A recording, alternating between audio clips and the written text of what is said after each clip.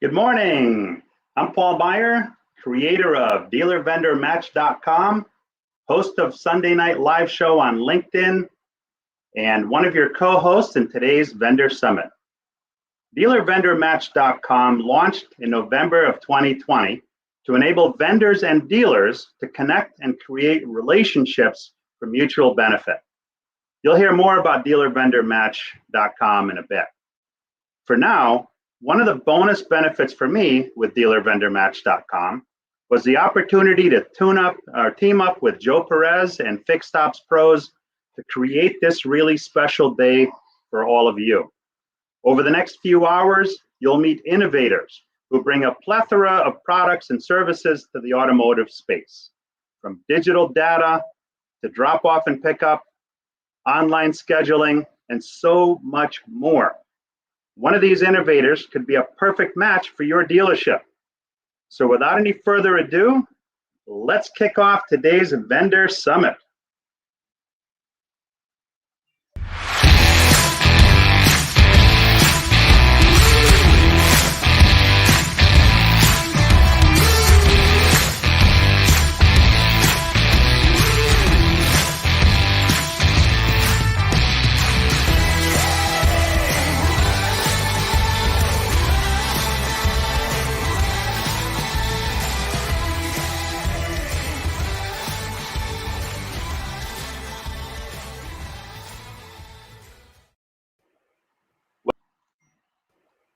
Welcome to FixedOpsPros. I'm Paul Meijer, your host, and I bring 41 plus years of experience in both variable and fixed operations to this group to assist our dealers.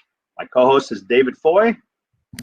Hello, nice to meet everybody. I am Dave Foy. I have been in the business since 1987, starting as a technician, rising up through fixed ops director of a multi-store group. Currently, I am working for Quantum 5, a training company, and I also run the FixedOpsMastermind, a weekly leaders group in the industry. And our other co-host is Joseph Perez. Good morning, everybody. Thanks, Paul. Thanks, Dave. I'm Joe Perez, CEO and founder of FixedOpsPros. I've been in the car business since I was 14, many different roles that I've played inside the dealership. I've even been a dealer principal in the RV industry with multiple rooftops. And I'm excited today to bring you all the different services and products that we have, and explain to you how and why we do what we do. All right, so one of the biggest problems that dealers face today is too many vendors, right? Way too many vendors. Dealers kind of want the one throat to choke thing where they can get the technologies they want, but not have to go to 100 different places to get them. So how does FixedOpsPros address that? Great question, Paul. Yeah, so FixedOpsPros is essentially that, dealer vendor consolidation.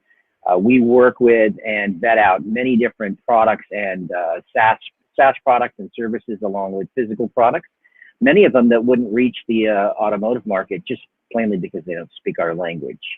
And we take those products and we deliver those products and services to our various dealer groups that we work with throughout the automotive space in North America. Excellent. Joe, one of the things that dealers want is a simple way to do things, right? Something that has lacked in the dealer world for decades. But dealers want to be able to shop like consumers do now. They go online, right, find their cars, look for their services. How is FixedOpsPros helping them with that? Right. So, excuse me, our partner, DealerVendorMatch, is our online portal, and that is the online side of FixedOpsPros that seamlessly delivers all of our products and services to the dealers. The dealers can go on to DealerVendorMatch.com, sign up for free, put in their credentials, and then they have their own portal, if you will, and then they can look at all of the different products and services that we have, different SaaS products, different physical products, and on their time, at their convenience, when they have a need that arises, they can choose to do more research on that product or even request a demo. And if they fall in love with one of the products, which many of the dealers do, is they can, right from there, they can sign up, do all the paperwork. There's no emailing and faxing and FedExing and and in doing the paper chase. It's all right there online seamlessly, and we can onboard and even train from online. So it's a very nice, neat package, keeps everything very clean, very simple, and lets the dealers just, with a few clicks of a button, get access to hundreds of vendors and products that they need to run their businesses every day. One of the complaints that some of the smaller dealerships have is that they feel they just can't compete, right? They don't have the same buying power as some of the larger groups, and we're seeing literally a lot of smaller stores go out of business. So how does FixedOpsPros address that? I faced that problem myself when I had my dealerships. I was, essentially a mom and pop operation with my first dealership, and then I got a second location, and it was tough. I was competing against guys that had 5 and 6 RV locations or big dealership groups, and you don't have the negotiating power, not with the OEMs and not with vendors. You just don't have the buying power. So the great thing about FixedOpsPros is that we work with hundreds, thousands of different dealerships and big dealer groups. And so a lot of these dealers that are smaller, 1 to 5 or 8 stores, even 15 rooftops, will join buying groups or co-ops. So they have to buy in, and then they have to support it. They have to continue to support it, and even contribute time to different board seats, president, secretary, those kinds of things. So it takes away their focus from running their business. And FixedOpsPros is essentially a co-op or a dealer buying group that the dealers don't have to participate that way, and we do all the vetting out. So we have access to industry experts in both variable and fixed ops, and dealers that currently own and operate stores, and we take these products and we vet them out, and we get proof of concept and make sure that they are going to benefit the dealership. And before we even launch them into our portal on DealerVendorMatch, or before they become a product or service that FixedOpsPros even offers. So it's a simple, very easy online point and click and sign up process to have access to any of our services. Excellent. Definite large benefit for smaller dealers to get the pricing benefits that the larger guys get. Joe, one of the other things that I've seen through my career in the stores was vendors come in and they don't talk our language, right? It's a very specific language that's being spoken in the dealership, both on fixed and variable sides. And many times those vendors get dismissed just because of that. So they didn't come in talking the right talk. So they got dismissed as not knowing what they're doing, even though they may have a very valuable service for the dealership. So how is it that you guys are helping the dealers with that, with getting through all of the vendors that are out there that don't speak the language, but do have valuable products to offer? Great question. Yeah. That's the biggest, hurdle for a lot of the companies, but also it's a challenge for the dealers. These companies get dismissed. They may not come from the automotive space, but they've solved technology problems with technology in other industries that are very applicable to the dealership world or products. And yeah, you're right. They don't speak our language, and that's what's great. Guys like myself and the people we work with that have 30+ years in the business. We understand. The fixed ops side or the variable side, and we do speak those languages, and we can go sit down with a dealer principal or a fixed ops director, and we know their pain, right? We've all sat in those seats. We know their pain. We speak their language, and so when we can take that same product and walk in the door and share how we're going to solve those pain points for the dealer, those products have an opportunity to get in. But when you're just some software guy or some product guy that you think this is a great need, but you don't speak our language, you're sitting in that lobby waiting for somebody to come down, and speak to you, and you have a precious few moments to impress them with, you and your product. And if you don't speak their language right off the bat, I mean, the dealers are smart people. They operate in a very tough environment. and they just don't waste their time. And so they'll punt you. Like, just, thanks, kid. Appreciate you stopping by. See you later. Hit the bricks. And so it's unfortunate that, and I get why it happens. The dealers are trying to protect their time, but these companies just don't have the ability to walk in the door and do that. So that's what we do for a lot of these companies, is we are that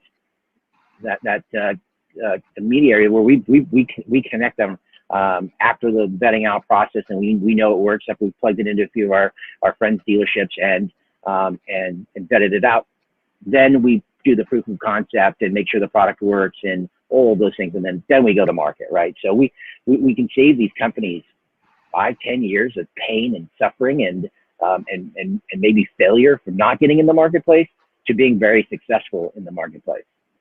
We're going to hear from some of our vendors coming up, so stay tuned. Thanks for tuning in. All right, so we are a very data-driven society today, and particularly in the car business, we've experienced some interesting times over the last year and a half. Dealers are making record profits today, and we've had pent-up demand. We have no inventory because of a shortage of chips, which when new car production is down, it affects everybody right on down the line. And so and we've had an influx of cash pumped into the economy. So that creates the perfect storm for dealers to make record profits. But it's not long term. It's like we are in some kind of an artificial bubble, which will explode. And when it does, we've got some things that we're going to have to deal with. So we figured that what better way to get this started is by bringing on our very own data ninja, Paul Machine with Black Book, who's going to share with us where we are today in the auto business. He's going to share real world numbers and where we're likely headed. Because if we have the data, we can make the right decisions. So let me bring Paul on. Welcome to the show, Paul.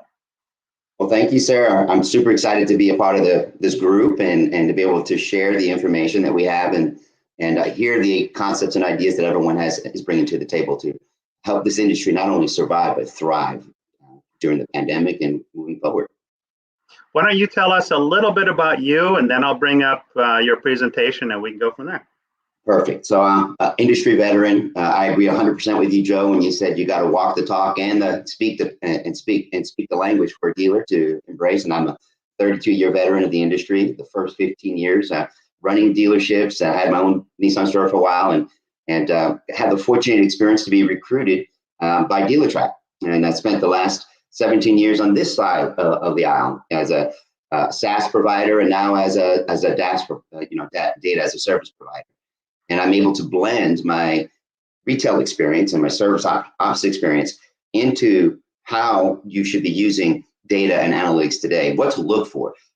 Kind of like when I did sailing lessons out in the Virgin Islands, and the captain's trying to teach me how to read the wind by looking at the waves to determine which way to navigate the boat to get the best wind. And it was very subtle changes, but if you paid attention, you knew exactly what you were doing. Data is like that, isn't it? Data is just like that. Yep.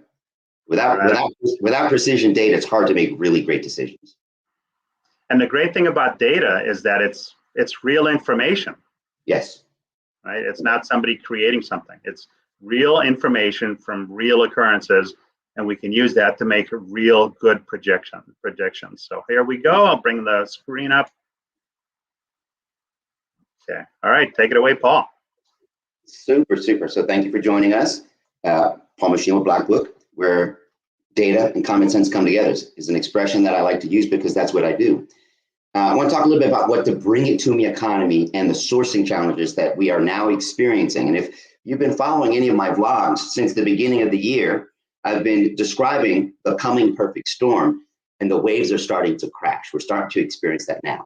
So the bring it to me economy is an expression that I coined from my girls and my wife, because during the pandemic, every day my doorbell was ringing. Someone was delivering something, whether it was food, cosmetics, clothes that they were ordering online, just every day. And I asked my youngest, said, do you ever plan to go to the mall and continue shopping? She said, no. Why? When people can bring it to me. And that's when it hit, it stuck. But there's an acronym, the acronym of Bite Me, and from the Bring It To Me economy, is you're giving your customer permission to say, bite me, I'm going to go to another dealer who will deliver me the service experience and the sales experience that I demand today. I want things to be brought to me. So you either are a Bring It To Me dealer, or you're telling the customer, bite me. This photo is from a friend of mine, Naples, Toyota, Brian Kramer. He's embraced the concept of 100% service write-ups, walk around on every single service vehicle, every single day, all day long, no exceptions, without fail. He does that. His RO penetration went up, and he starts buying vehicles. Look at his inventory.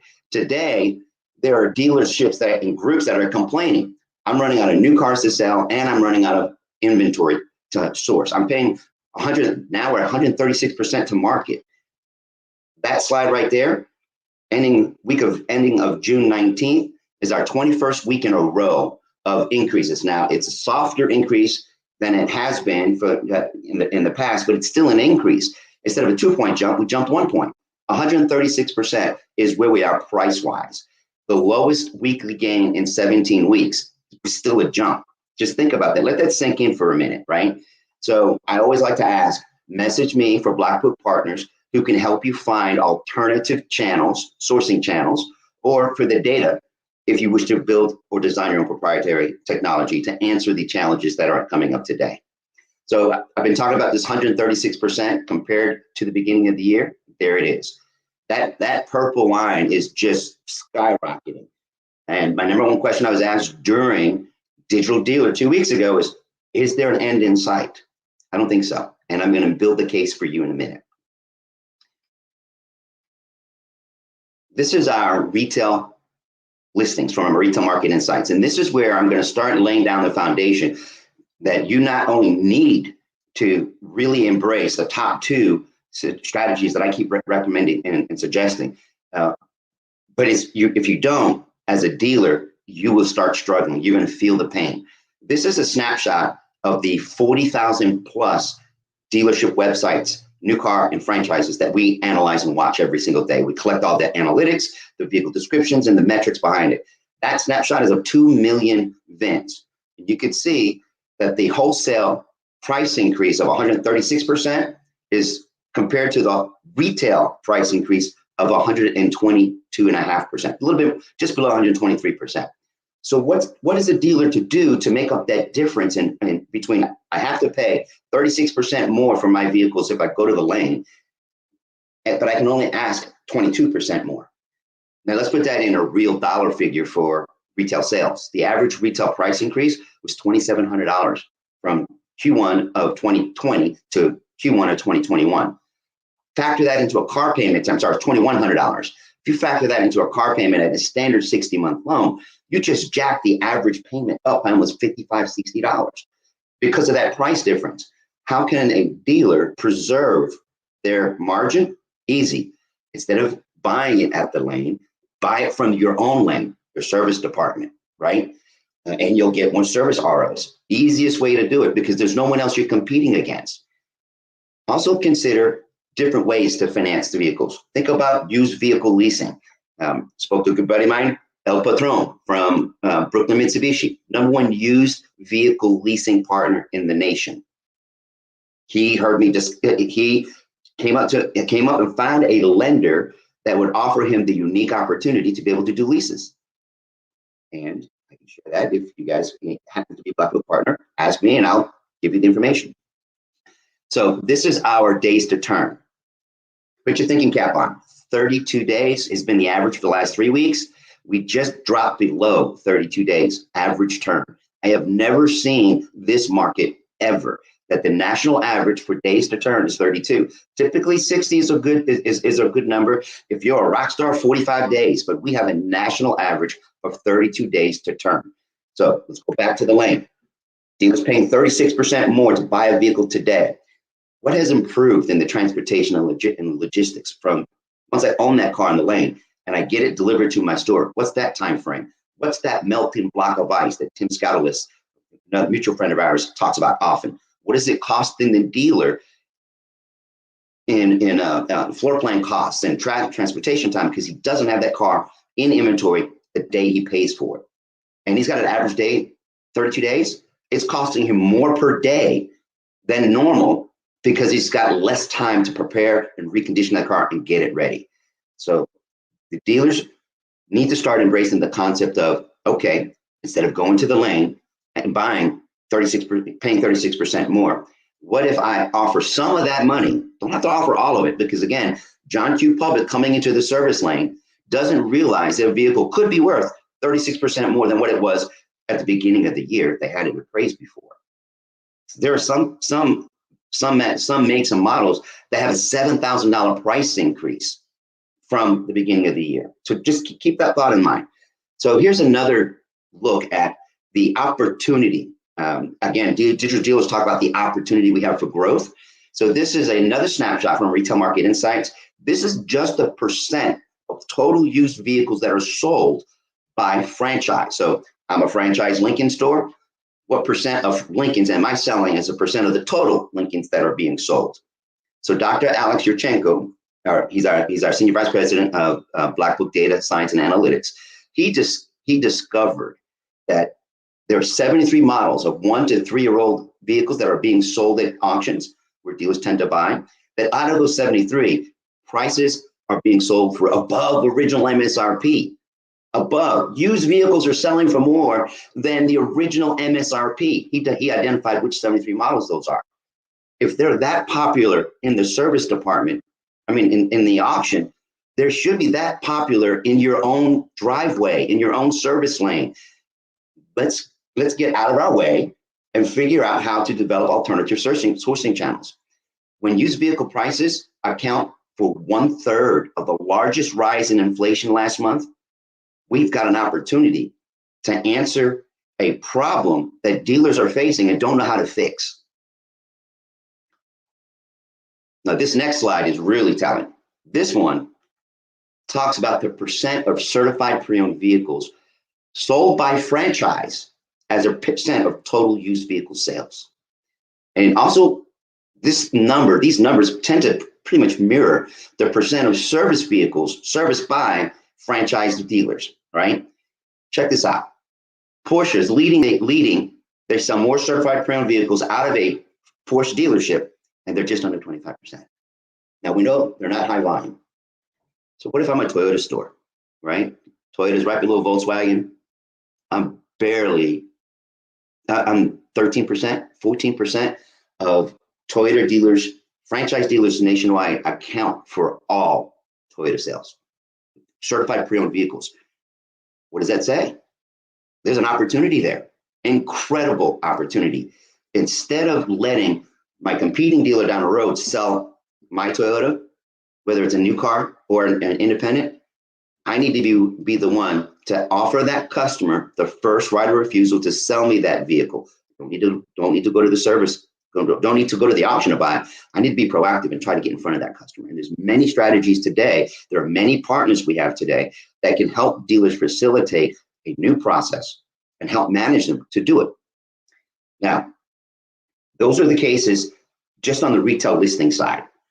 Let's talk about the supply and demand side. High demand, low supply. This is a decade's worth, the left side of the screen, of new vehicle sales. I coined that our used car factory because those new vehicle sales in the prior year become the 0 to 2 year old high value vehicles today. And then right now, those vehicles are 1 year old cars for next year. So what are we experiencing? A shortage of new vehicles being produced and new inventory sales. 14.5 million last year. Doesn't look like we're going to hit the 17 million SAR based on our sales because the production is just not there yet. Again, just in the domestics, we are short 500,000 new vehicles being manufactured through the end of May. Car companies right now stand to lose billions of dollars due to the disruption in supply. And depending on which analyst you talk to, They are saying that somewhere between 1 to 5 million vehicles less in production. On the other side, what are we doing now to prepare for the electric vehicle market? Right now, Maserati is coming out with the Gran Turismo all-electric Sport to be a real contender against Tesla. So if you're a Maserati dealer, that's great news. Polestar announced that they would be building their next electric vehicle here in my beautiful state of South Carolina starting next year. And they promise that vehicle is going to be somewhere between the $40,000 to $75,000 price range. Lincoln announced that they will be fully electric by 2030, 5 years after Volvo is going fully electric by 2025. The strategies behind that both those manufacturers are looking at is they will own the digital retail sales process that consumer goes through. So to clarify why it's important that as a dealer, you need to embrace alternative sourcing channels in different ways. Find your inventory. The proof's in the data. Precision data allows you to make great decisions.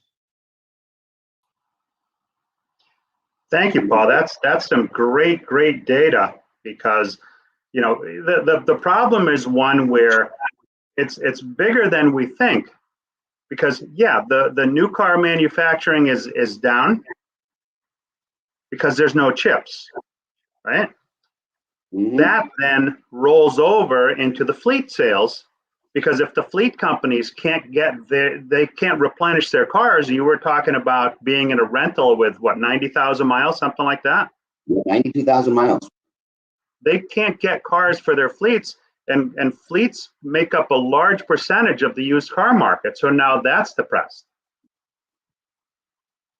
So one of the things that I did an interview last week with Frank Lopes, CBT News, and he asked me, so how do you suggest a dealer implements this, 100% service walk on right up? Because you really can't bring the used car manager and have them sit in the show and sit in the service lane when you got 30 to 40 vehicles driving through the lane. I said, well, there's a couple ways you could do it. The first thing is you have to incent your service advisor. You have to train and develop them and coach them to be able to say, I need to do 100% service write-up anyway, right? I mean, we need them to do a service write-up anyway. So you're collecting all the condition reports and the assessments and the VIN number. It's a matter of taking that information and logging it into whatever technology that the dealer's using to get the valuation. Step two is you have to trust whatever that number is. You have to trust the technology, the data that spits out that number, so that your service writer doesn't need a blessing from the service director or service manager, because he's already designed and implemented the technology that says, if that's the number, that's the number. And there's really only one data source that can provide that. Step two is, if you don't want to do it, and there are services, remember talk about the bring it to me economy, right? Customers want you to bring it to them, right? Pick up my vehicle and bring it to your service department. And there are providers that will do that. They pick up the car, and as a part of picking up the vehicle, guess what they do? Snap, snap, snap, condition reports, appraisal assessment. They walk right in. The service delivery, service write-up's already done. All the service advisor has to do is read it. Just make sure it's accurate and push that into the system. You've probably shaved off 15, 20 minutes of service write-up time if you utilize a service like that. As I explained to Frank, where dealers will trip over $100 in incentives and go spend $5,000 more at the auction, when their customer would benefit by $2,500, and you got a customer for life, and you have inventory that you need. It's really simple. But you said it best 2 weeks ago. You said that we're in the 95-5 generation, right? 95% won't do it. The 5% who do are the ones who rock it.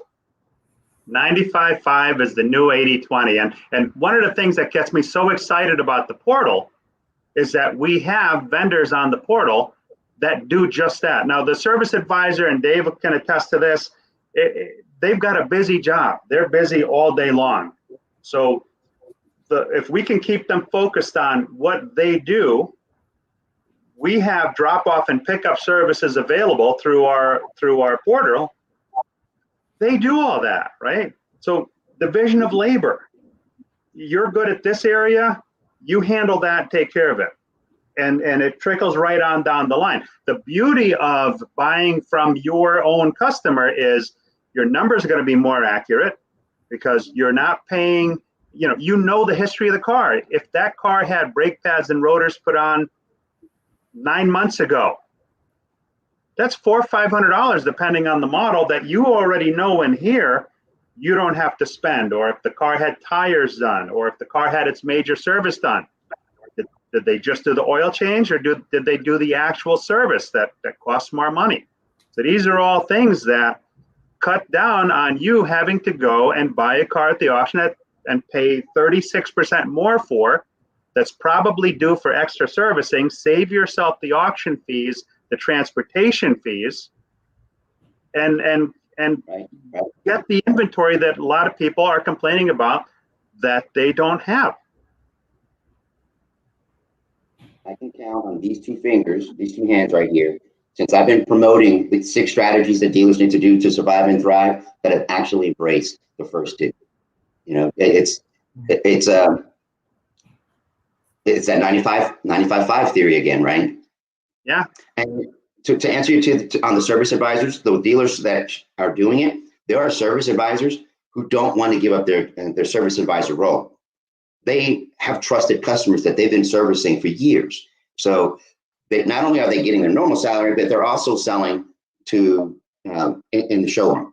Some of them are actually migrating part-time after work to go sell the same customer they just bought a car from in the day. So it works. But again, not everyone does it.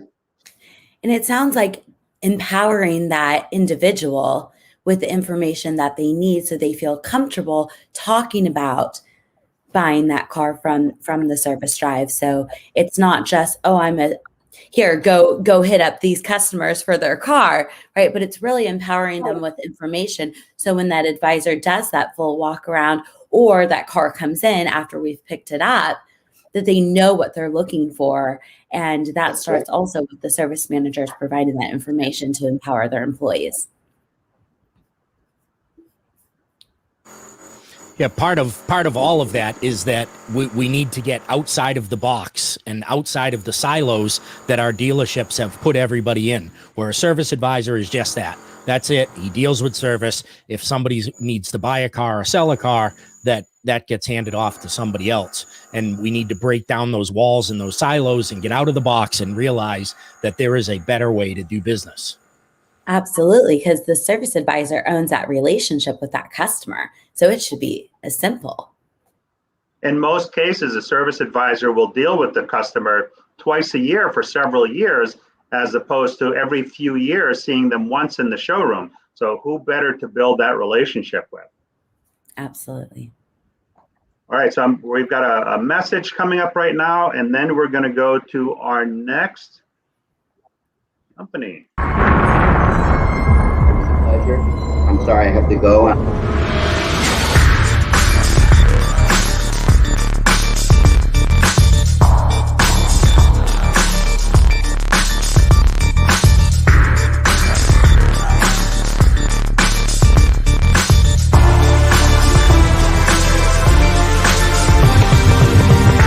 When I started DealerVendorMatch, the biggest problems that dealers had was too many vendors coming through the door.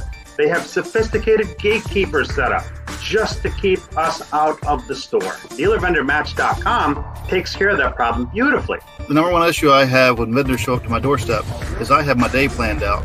They have theirs, but it doesn't match.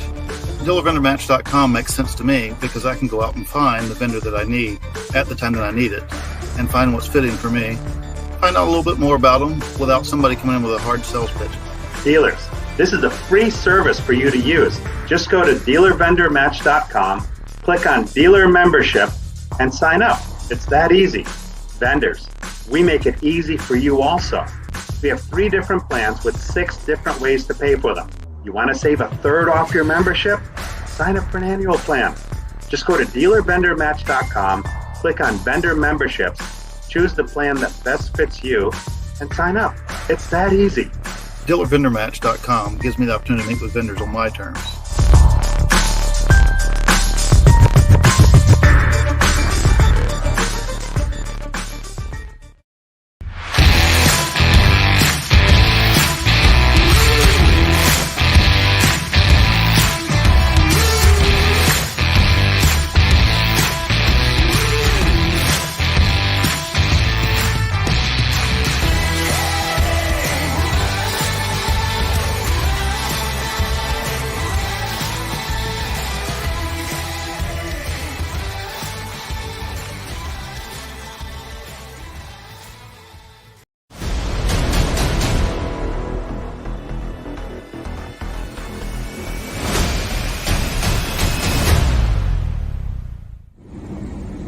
Brian Berman, owner of Permashield USA.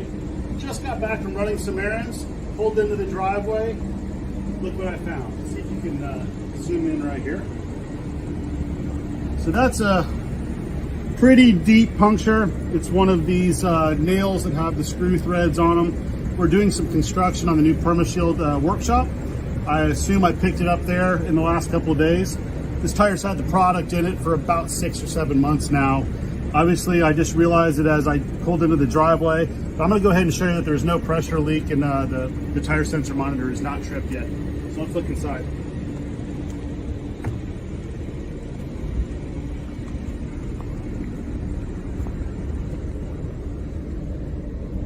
So as you can see, there's no flat tire indicator on the dashboard. And as far as I know, I've been driving like this for a few days. I just noticed it today. So once again, another successful real world test for Permashield. Thank you.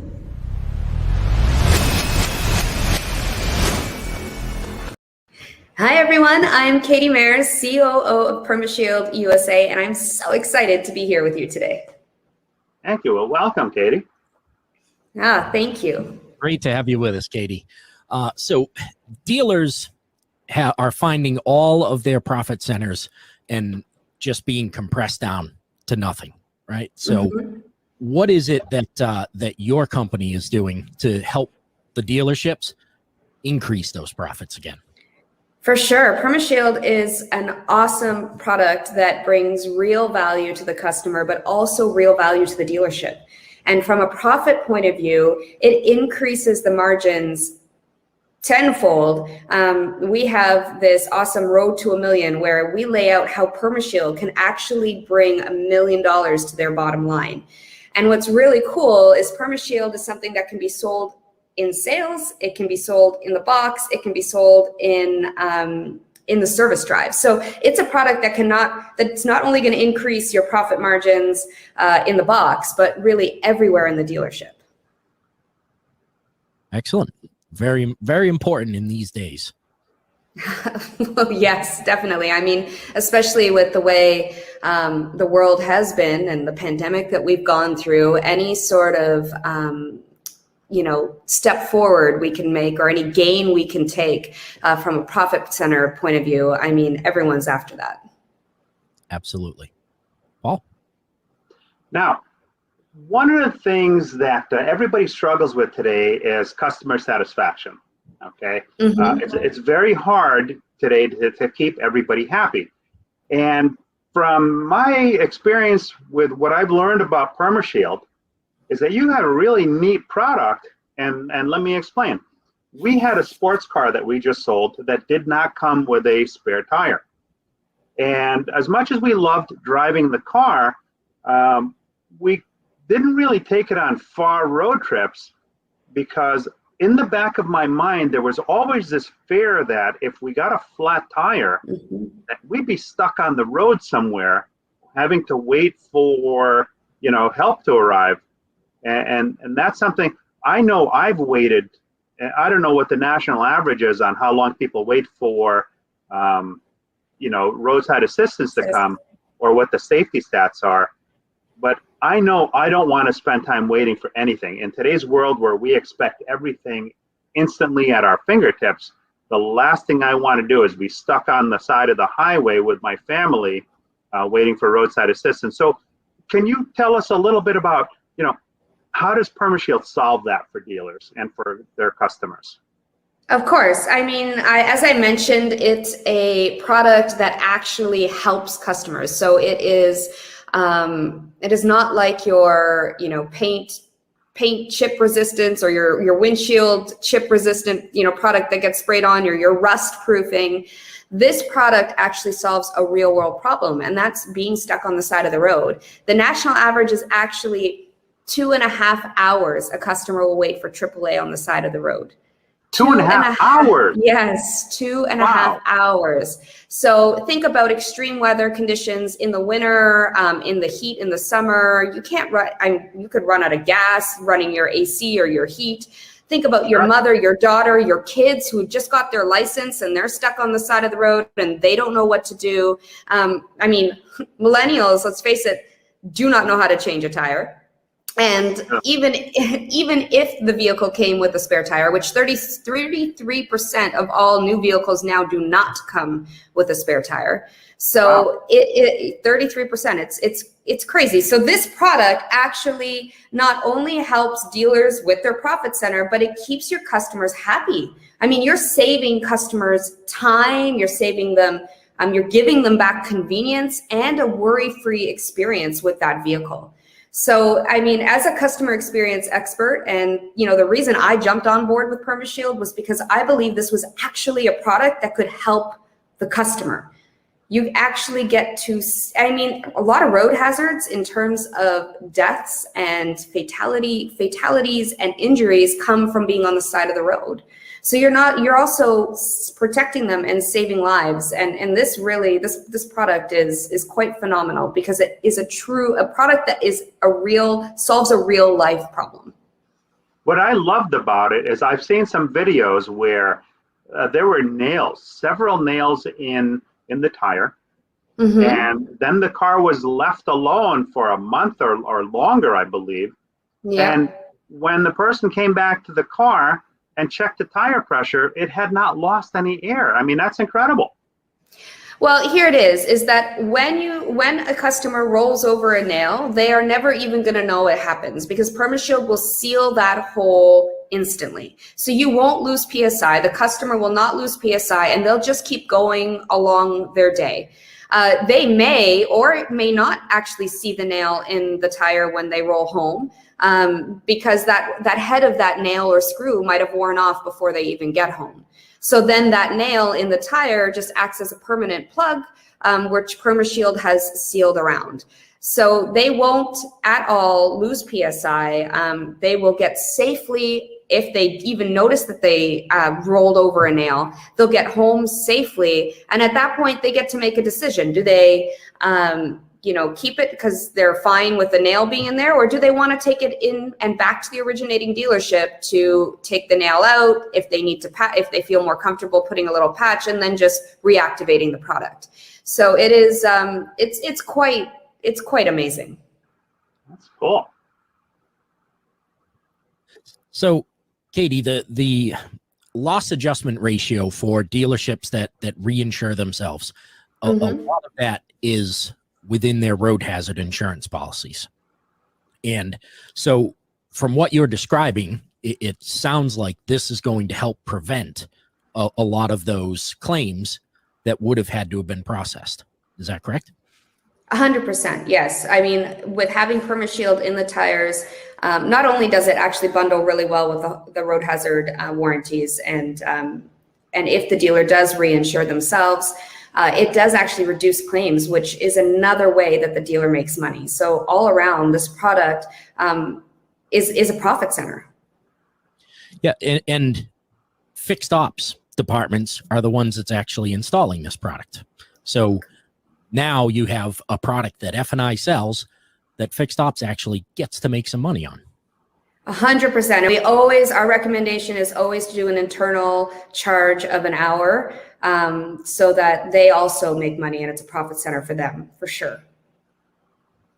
Excellent. That's always very important that we're looking at the dealership as a whole and not just one department that's being served with that. Paul, as you pointed out, the customer service aspect of this is incredible.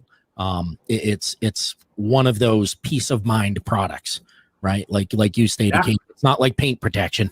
You get a ding in you could drive forever with that, right? Your car may not be pretty, but at least you're getting where you need to go. Exactly. It's not a hazard. It's not a safety hazard. It's not going to ruin your day. It's not going to impact your life, really. I mean, the car may have a ding and not look so pretty, but it won't impact your life significantly. And having a flat tire ruins everyone's day. No one ever said, hey, I'm cool with having a flat tire. No one ever said that. And I love the part that I love about it is that, look, who doesn't complain about their admin fees, right? With their with their providers. Mm-hmm. And when a dealer's making decisions on product, they're looking at a certain admin fee, But what a lot of them fail to take into account is that now your loss adjustment ratio goes up because of the claims, and you get an additional fee that gets added on. And the bottom line is that costs you more money. So you thought you were paying this much money when in fact you're paying this much money. So kudos to you guys. That's an awesome product. Thank you very much for coming on.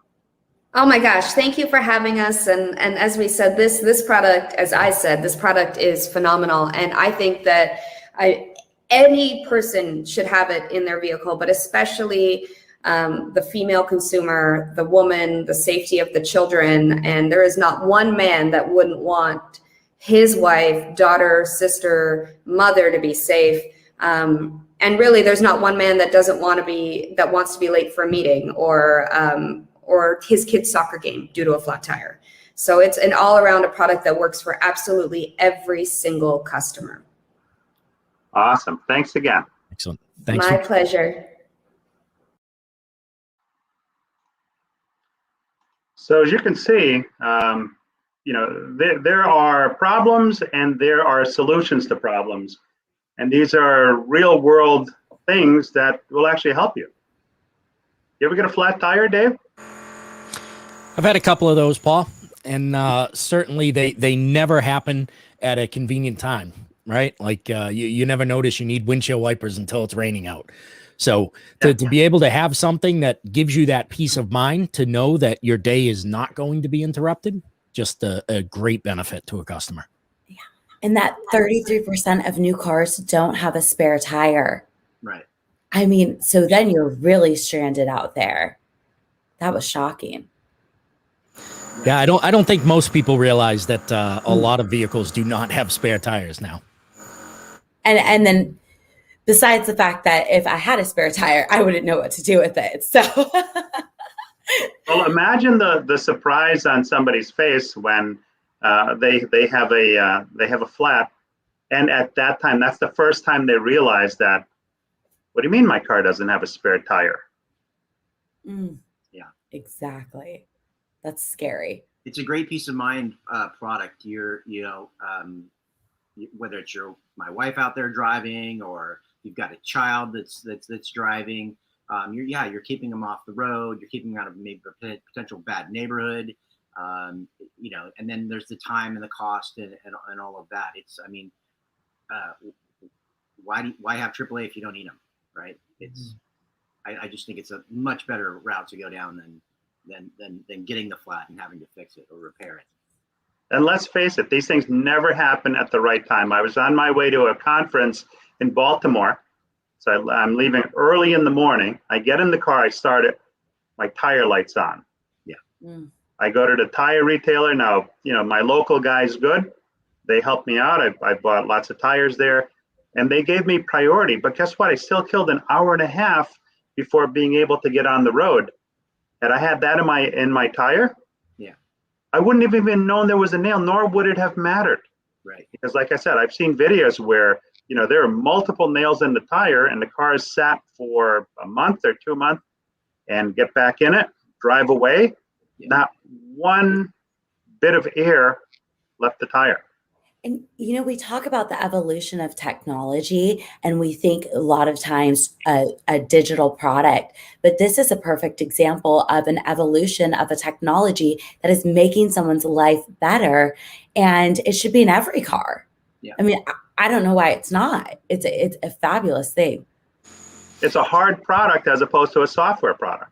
Yes, but it is technology, and that's really the beauty of the evolution of what we're in right now in automotive. And let's keep in mind we're on the Fixed Ops Vendor Summit here, right?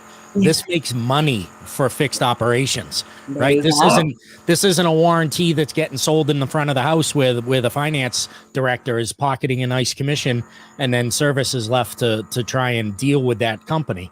This is finance selling a product, and then Fixed Ops making money installing it in that car. Right. Great point. If you're a dealer that's using tires as a retention or selling nitrous, this is a way better fit for you, or complement your tire retention program. What better way to retain a customer that has never broken down on the side of the road, you know, because of the tires you put on that car. But yeah, being late to an appointment, the fact that it works in a run flat, I mean, that's great. You get a flat tire on a run flat, they're expensive to replace, right? So, Yeah. you know, the fact that this works inside there is you know, it's great. I just think it's a great customer retention tool. I think a great way to sell it to on the drive after someone buys a brand new set of tires or just experience that feeling of being flat on the road for hours, that would be the time I would bring it up to the customer and say, did you know there is this product that you could get? And I guarantee 100% of people, after, like you just said, Joe, sitting on the side of the road for 2 hours will say, absolutely, give me this. Yeah. Just making sure it's offered. We have a large SUV, and there's no way my wife's dragging that tire outside of that car and putting it on, you know, so, she, in fact, this did happen. So, you know, she calls me and says, hey, I got a flat tire. I'm like, I'm not there. What do you want me to do? Like, call AAA. You know, you're helpless. What are you going to do? But, you know, she could have just kept on going and made it to her deal. But, you know, just flat tires screw up your day. And from the fixed op side, again, if you take a tire, just take a used wheel and tire and put that product in it, right? Screw a bunch of screws into it and leave it sitting there in the drive as your display for customers coming in. Yeah. Maybe the first time they see it, it doesn't sell them. Yeah. By the fifth or sixth time they walk into your dealership and that thing's still sitting there holding air with 10 screws drilled into it. Yeah. You think it's going to start to make an impact. Yeah. Mm. And I think the statistic is, I think it's 1 in 6 tires has a nail or screw in it. I mean, do the math with the number of cars that are out there. That's a lot of inconvenience that doesn't have to be. Yeah. Sure. All is. right, we're getting ready for our next vendor.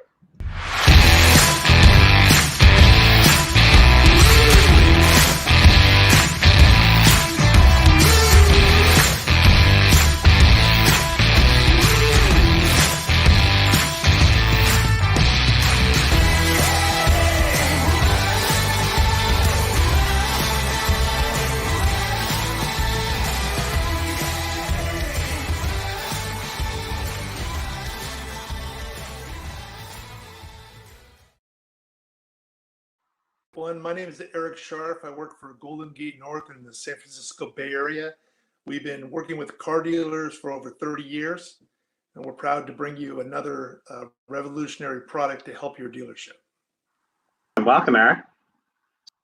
Dealers lose a certain percentage of business on cars that smell. And I'll give you an example. My friend Jan and I, we went to go look for a car for her. And we went to the dealer. She's all excited. She wanted to buy this particular used car. And I got in the car first. I closed the door. I sat there for a few moments and I smelled something bad. But I didn't want to taint her opinion of the car. So I opened the door. I got out. I said, Jan, why don't you have a seat in the car and close the door? She sat in there for just a moment or so, opened the door, got out, and says, yeah, I see what you mean. That car smells, let's go. So we left that dealership and we went to the next one down the street that had a similar car. We got in that one. It didn't smell. We went for a drive. She liked it and she bought it. So how does Aromatic solve that problem for dealers? Well, the story you told is very common.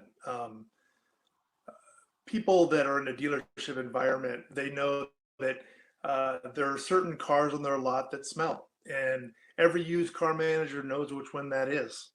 And they try to sell the car and they try all these different remedies for it, but they haven't tried the Aromatic. The Aromatic is something that's unique.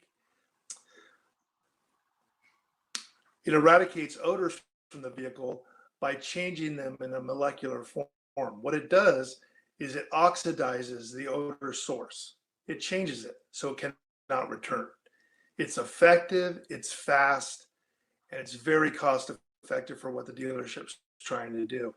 Many cars that I tried this on when I first started was I'd have dealerships tell me, there's a car out there that if you can get this car to not smell anymore, then I'll buy those from you. And, you know, I was even amazed when I first started using how well the product actually worked. It's fast, 5 to 10 minutes of hands-on time, and about an hour for the treatment, and you're ready to go. Car is done. How do they apply it? The Airmatic comes in its own container that you use as a receptacle for the actual procedure. What you do is you follow the directions exactly. I mean, it is a professional product.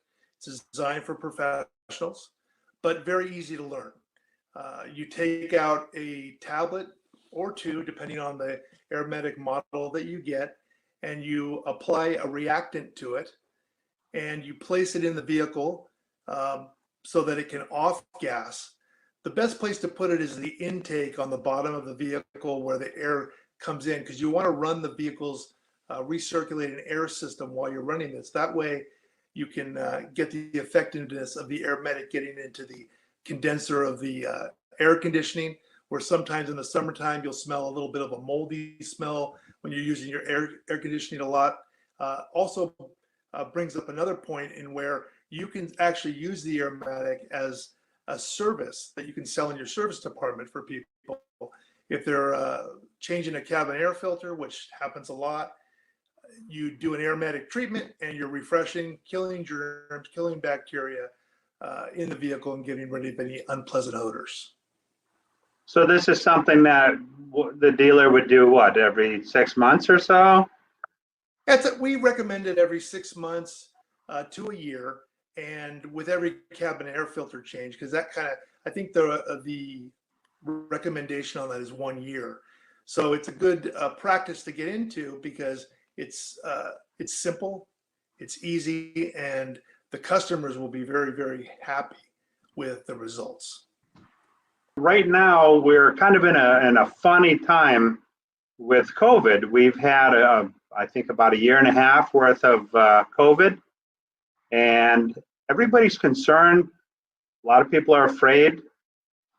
And so you guys have a product called Deutrion, and how does that work? The Deutrion is a product, just like you said. We were concerned also with COVID and what we were going to do as a business to stay open and to generate income for our business and for our employees, and also for our customers. Our customers depend on us for a lot of things we do for them. We service car dealers at a detail chemical car wash level, but we also do things in the front like key tags and forms and other things in a dealership level here in the Bay Area. So Deutrion was a way for us to get a disinfectant that was the most cost effective and effective against COVID. That was really important for us. So we went out and found a product that we could get EPA registered and recognized to be effective against COVID. Thus we chose the Deutrion product. Very easy to use, comes in a tablet form. You dilute it with your own water, so you're not paying for any water. It's as simple as putting a 1 gram tablet in a quart bottle. It takes about 2 minutes to dissolve in that water. And then you have a ready to use disinfectant that's effective. It can be used on hard surfaces, counters, door handles. You can use it at the vehicle level as well. Some dealerships that we service actually use a mirror hanger that we created for them to let the customer know that their car has been disinfected. It's been a good way for dealerships to kind of loosen that fear from people.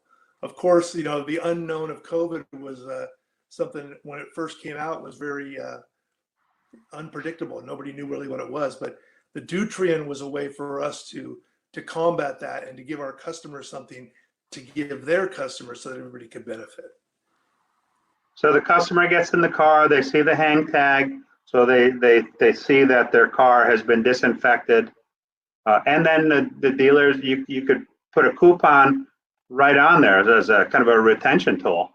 Give them 10% off on their next service, or could be a free oil change depending on the customer or the dealership. You know, the sky's the limit there, and we're open to making those mirror tags for you, or we can give you the artwork so that you can make them yourself if you like. Wow, an EPA rated product that they use on the car.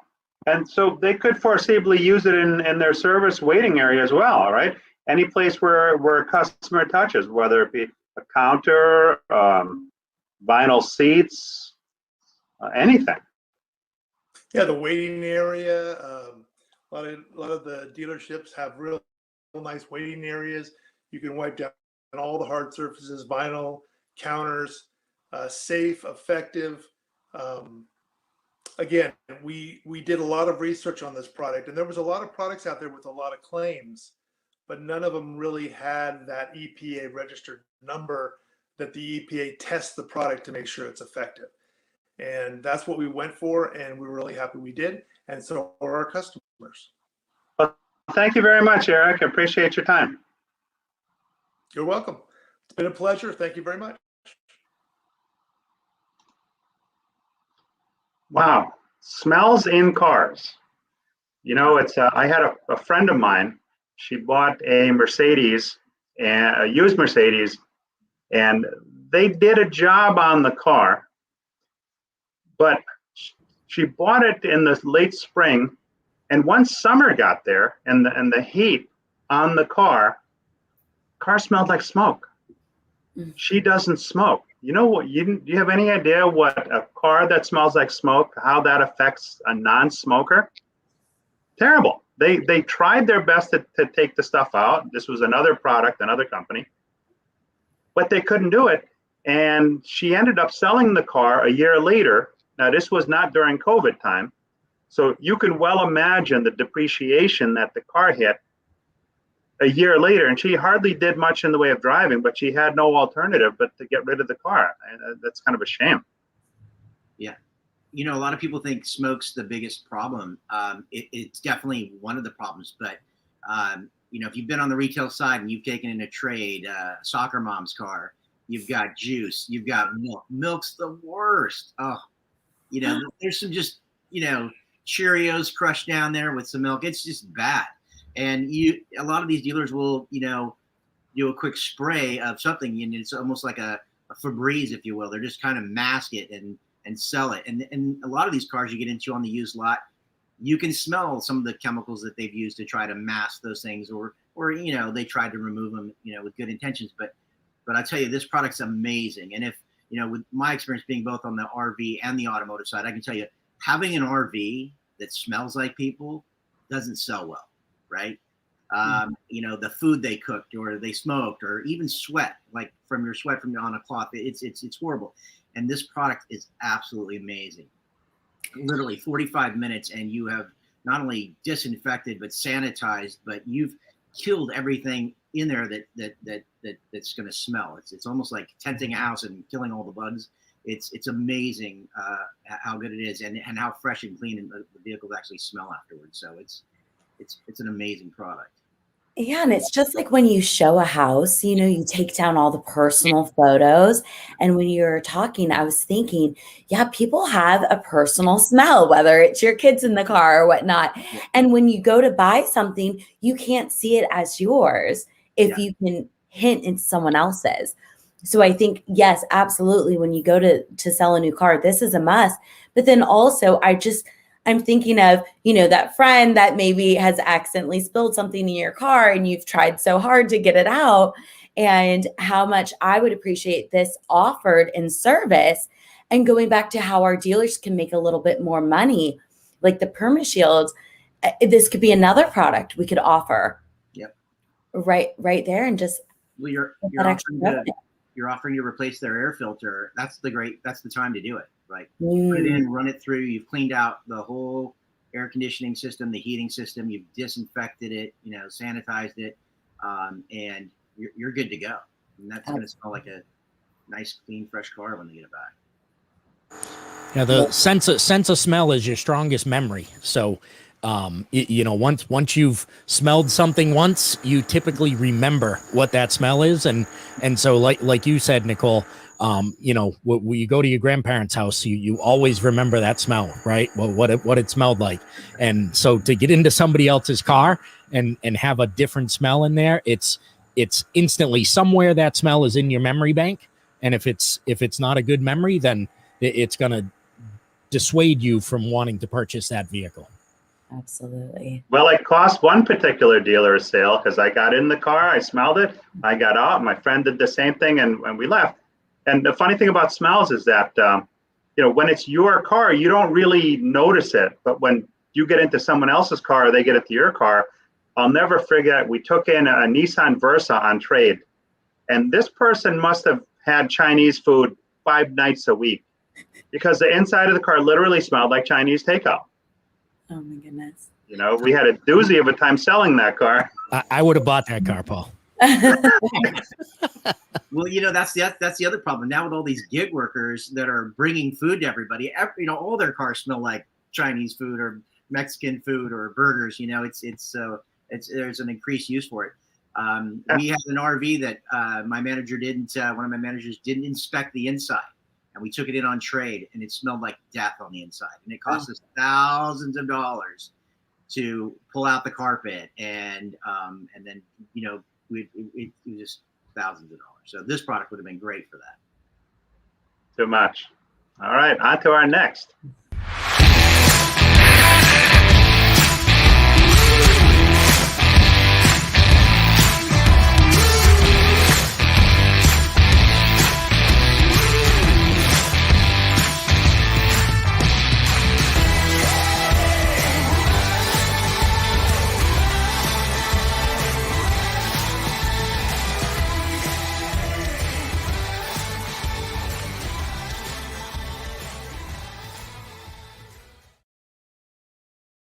Foy, I'm one of your hosts through this journey today, but I am also the Vice President of Training Development at the FixedOpsMastermind.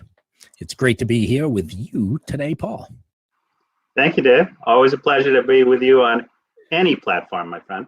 2020 has certainly changed the way dealers and pretty much most retailers are doing things.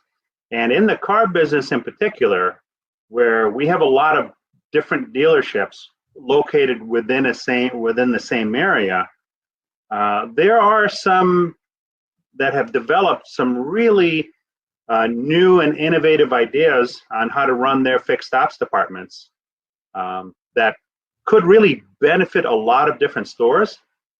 But the reality is, because they're all competitors, nobody will ever see it.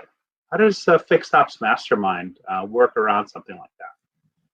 Yeah, so the Fixed Ops Mastermind is a group of leaders in the automotive industry, and we meet every Tuesday and discuss new ideas, innovative ideas, and it's all without competition. So these are people from all around the country, from Canada, that come together and just want to help each other to learn, to be better, and to help the industry progress. So there's no worry about the store next door learning exactly what you're doing, because it's just a large group that comes together and in the spirit of cooperation as opposed to competition to make each other better. That's a great point, because oftentimes, somebody that's right next to you is going to hold their cards, close to the vest, because they don't want others to learn their secrets, when in reality, there's enough business to go around and everybody could benefit from it. In the dealer world, there's turnover. That seems to be kind of a constant. And quite often, you get somebody that's an advisor that all of a sudden gets tossed into the manager role, and they're not always 100% ready. And the problem is that because they're not always 100% ready, and they're still expected to do the job, there's no mentors to kind of help them when they run into problems. So how does it benefit a dealership to have their employees, their management staff tune into Fixed Ops Mastermind? Yeah, it's a great question, Paul. So the one of the things that we do is we take overstressed and undertrained people and bring them into the reality that they can lead a team and excel at the position they're in. As you said, far too often in this business, the person that's next up in line gets the seat and they're not ready. And so this group is a way for them to get in. They can sit back and listen and just absorb the information. They can get involved if they have an actual problem that they want to talk through, or a situation they want to talk through. The group is there to help. It's a large group of mentors that is not just people inside the dealership. It's people who have spent decades building their careers. Some inside the dealership. We have dealer principals that attend. We have vendors that attend. Fixed ops directors, service managers. There is a plethora of different people that, because of that, you get a different view on potential problems and how to handle them. And so it's a great way for people who are either in a leadership position, who have been in a leadership position for years. And typically those are the people who are always out there learning. So this is some things where they can pick up some new things. But also for the people who are new to a management position or a leadership position, it's a great place for them to come and be with people who are excelling and trying to make the industry better. You know, what's interesting is that I watched a gentleman's post the other day on LinkedIn, and what I saw in that, and this holds true, I think, across the board, is that oftentimes when we are faced with a problem, we might not necessarily see the answer as readily as somebody else does. And having been on many Fixed Ops Mastermind calls, it was always refreshing when somebody would walk through a scenario that they're experiencing in their store, and you would get different points of view from different styles of management as to how they would handle that situation. And the person that asked the question now has at their disposal a handful of different ideas or different ways to approach that problem, or a combination of each one that best fits their stores. So yeah, that's a very good point there, Dave. Yeah, it absolutely, Paul. And this becomes your network, right? And that is really where great things happen, is through your network. And so the power of the mastermind, not just the Fixed Ops Mastermind, but the mastermind that Napoleon Hill first named, is that one mind and one mind don't equal two. They equal greater than two. And so you get exactly what you were discussing there, which was an opportunity for you to get multiple points of view on one single problem so that you can find the best solution. Absolutely. And another thing that I've seen over 4+ decades in the business is that the way stores approach training, all right, it seems kind of haphazard at times. And what I mean by that is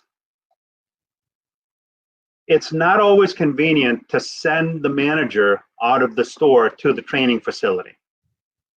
And certainly with what we learned through COVID, we're doing a lot more online now. Now, stores are doing record-breaking numbers month over month. And what I find is that, by doing their training, a lot of times as required during store hours, they can't devote full attention to the training. They approach it begrudgingly because they have so many other things going on. And how often are you in the management seat where you've got 4 or 5 different texts coming at you with valid concerns for valid customers that are in the drive now? while you're in the middle of trying to complete your training. Mm-hmm. So the benefit of the FixedOpsMastermind kind of works around that, and maybe you could talk about that. Yeah. So we were virtual before virtual was cool, Paul. We started in June before COVID. And that was the idea, was that we would be able to get this information out to people without interrupting their day. So it's typically at 8 o'clock Eastern time. So 5 o'clock, if you're on the West Coast, you're still either close to getting out of the store or out of the store. And it's the whole group is meant for you to be able to just give your attention to the group, to what's going on, what's being said, the subject matter experts that are there.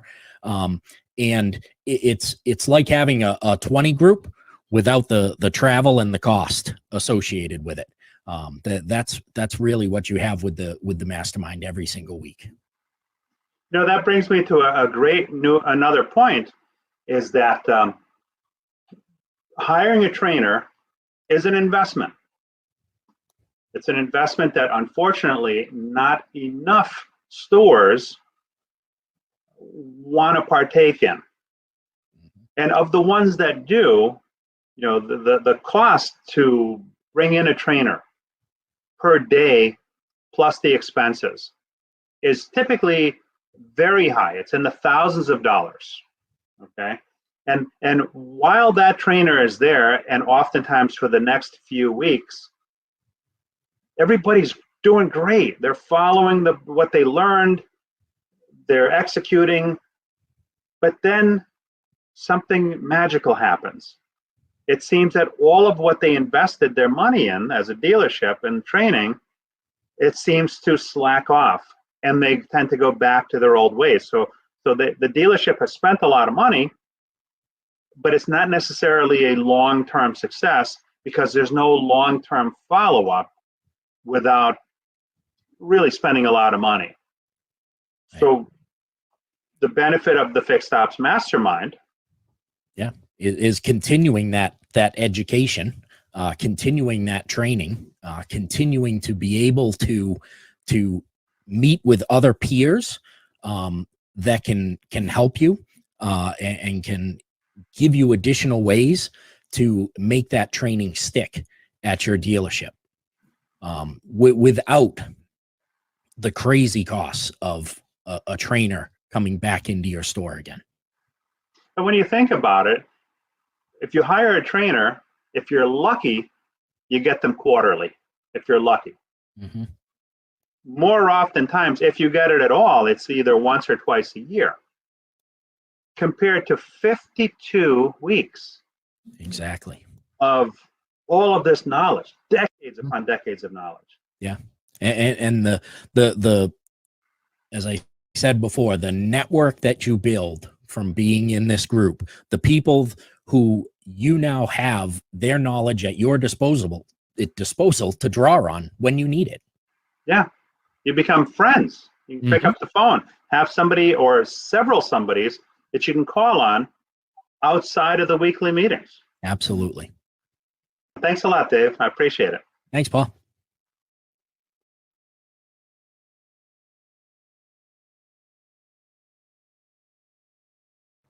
Hello, everyone. I'm Gene Girdley, along with John Traver of Traver Connect for Dealer Vendor Match. John, what do you like about Dealer Vendor Match? Yeah, Gene, there's a lot to like about Dealer Vendor Match. Paul Meijer leading the way.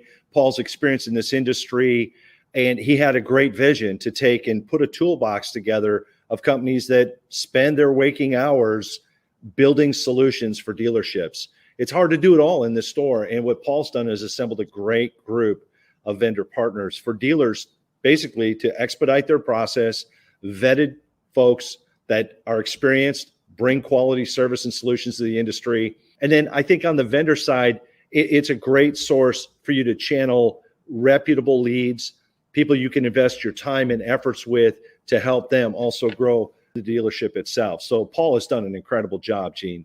And what have you seen as the benefits of Dealer Vendor Match? Yeah, well, I mean, we've been introduced to leads and we have some relationships with folks that are meaningful relationships as a result of this portal. So again, we tip our hat to Paul and to those dealers that are using Dealer Vendor Match.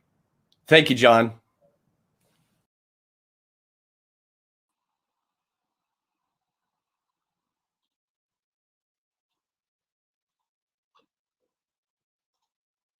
Dave, that was some good stuff. I mean, there's a tremendous power in the mastermind. You know, we see sometimes a problem as being an insurmountable issue. Yet somebody else can look at that same problem and in the span of nanoseconds, come up with a very easy, simple answer that'll fix that problem that maybe for whatever reason we've never considered. Yeah, it's the whole point of the mastermind, right? Is that two minds are greater than one mind, and the two minds added together don't just equal two, they equal greater than that. So the more people you put in the room, the better solutions that you're going to get. It's a great way for leaders and aspiring leaders in the industry to come together, that you can sit and listen. You don't have to worry about your experience level. We always say inside the mastermind that 4 months to 40 years in the industry, everybody has something to contribute and something that's helpful. That 4-month person in the industry has some views that a 40-year person doesn't hold. And you put those together and you can have power in that and create different solutions to things, as well as the fact that you're there to support and hold each other accountable every single week. Dave, you did a fantastic job. And I love what you said. It's like-minded people as well, right? And it when you put other people together that think similar to you, but then have a different view on it, you can trust their opinion too. I think that's also really important. You have a group of like-minded individuals that you trust, and being able to discuss certain issues or problems. I mean, me personally, I'm in a couple of masterminds. One is women leaders. And that group really means a lot to me, because I can go and say, hey, look, I'm dealing with this, or what's your approach on this? And that feedback to me is so vital. I trust it more than some of my friends, because do you know why? They're in the same situation as me. And that's what I see what you're doing with the mastermind. It's awesome. It's such a great outlet, and it's virtual. I loved when you said it was virtual before virtual was cool. But hey, there's a lot of that benefits. There's a ton of benefits with that. Yeah, it's just a great way for people to just get together. It's not a lot of time investment. It's an hour a week, and through that hour a week, you build relationships, you build friendships. I have people all through the week that are texting me back and forth, either telling me about something that's going on with their day, just sending me a funny meme, or asking for advice. And you now have that in your toolbox, right? Your phone becomes your toolbox, and you've built those relationships with all those people, so that when you have a question, you can reach out to Joe, you can reach out to Nicole, you can reach out to Paul and ask the question to people who are in the fight with you.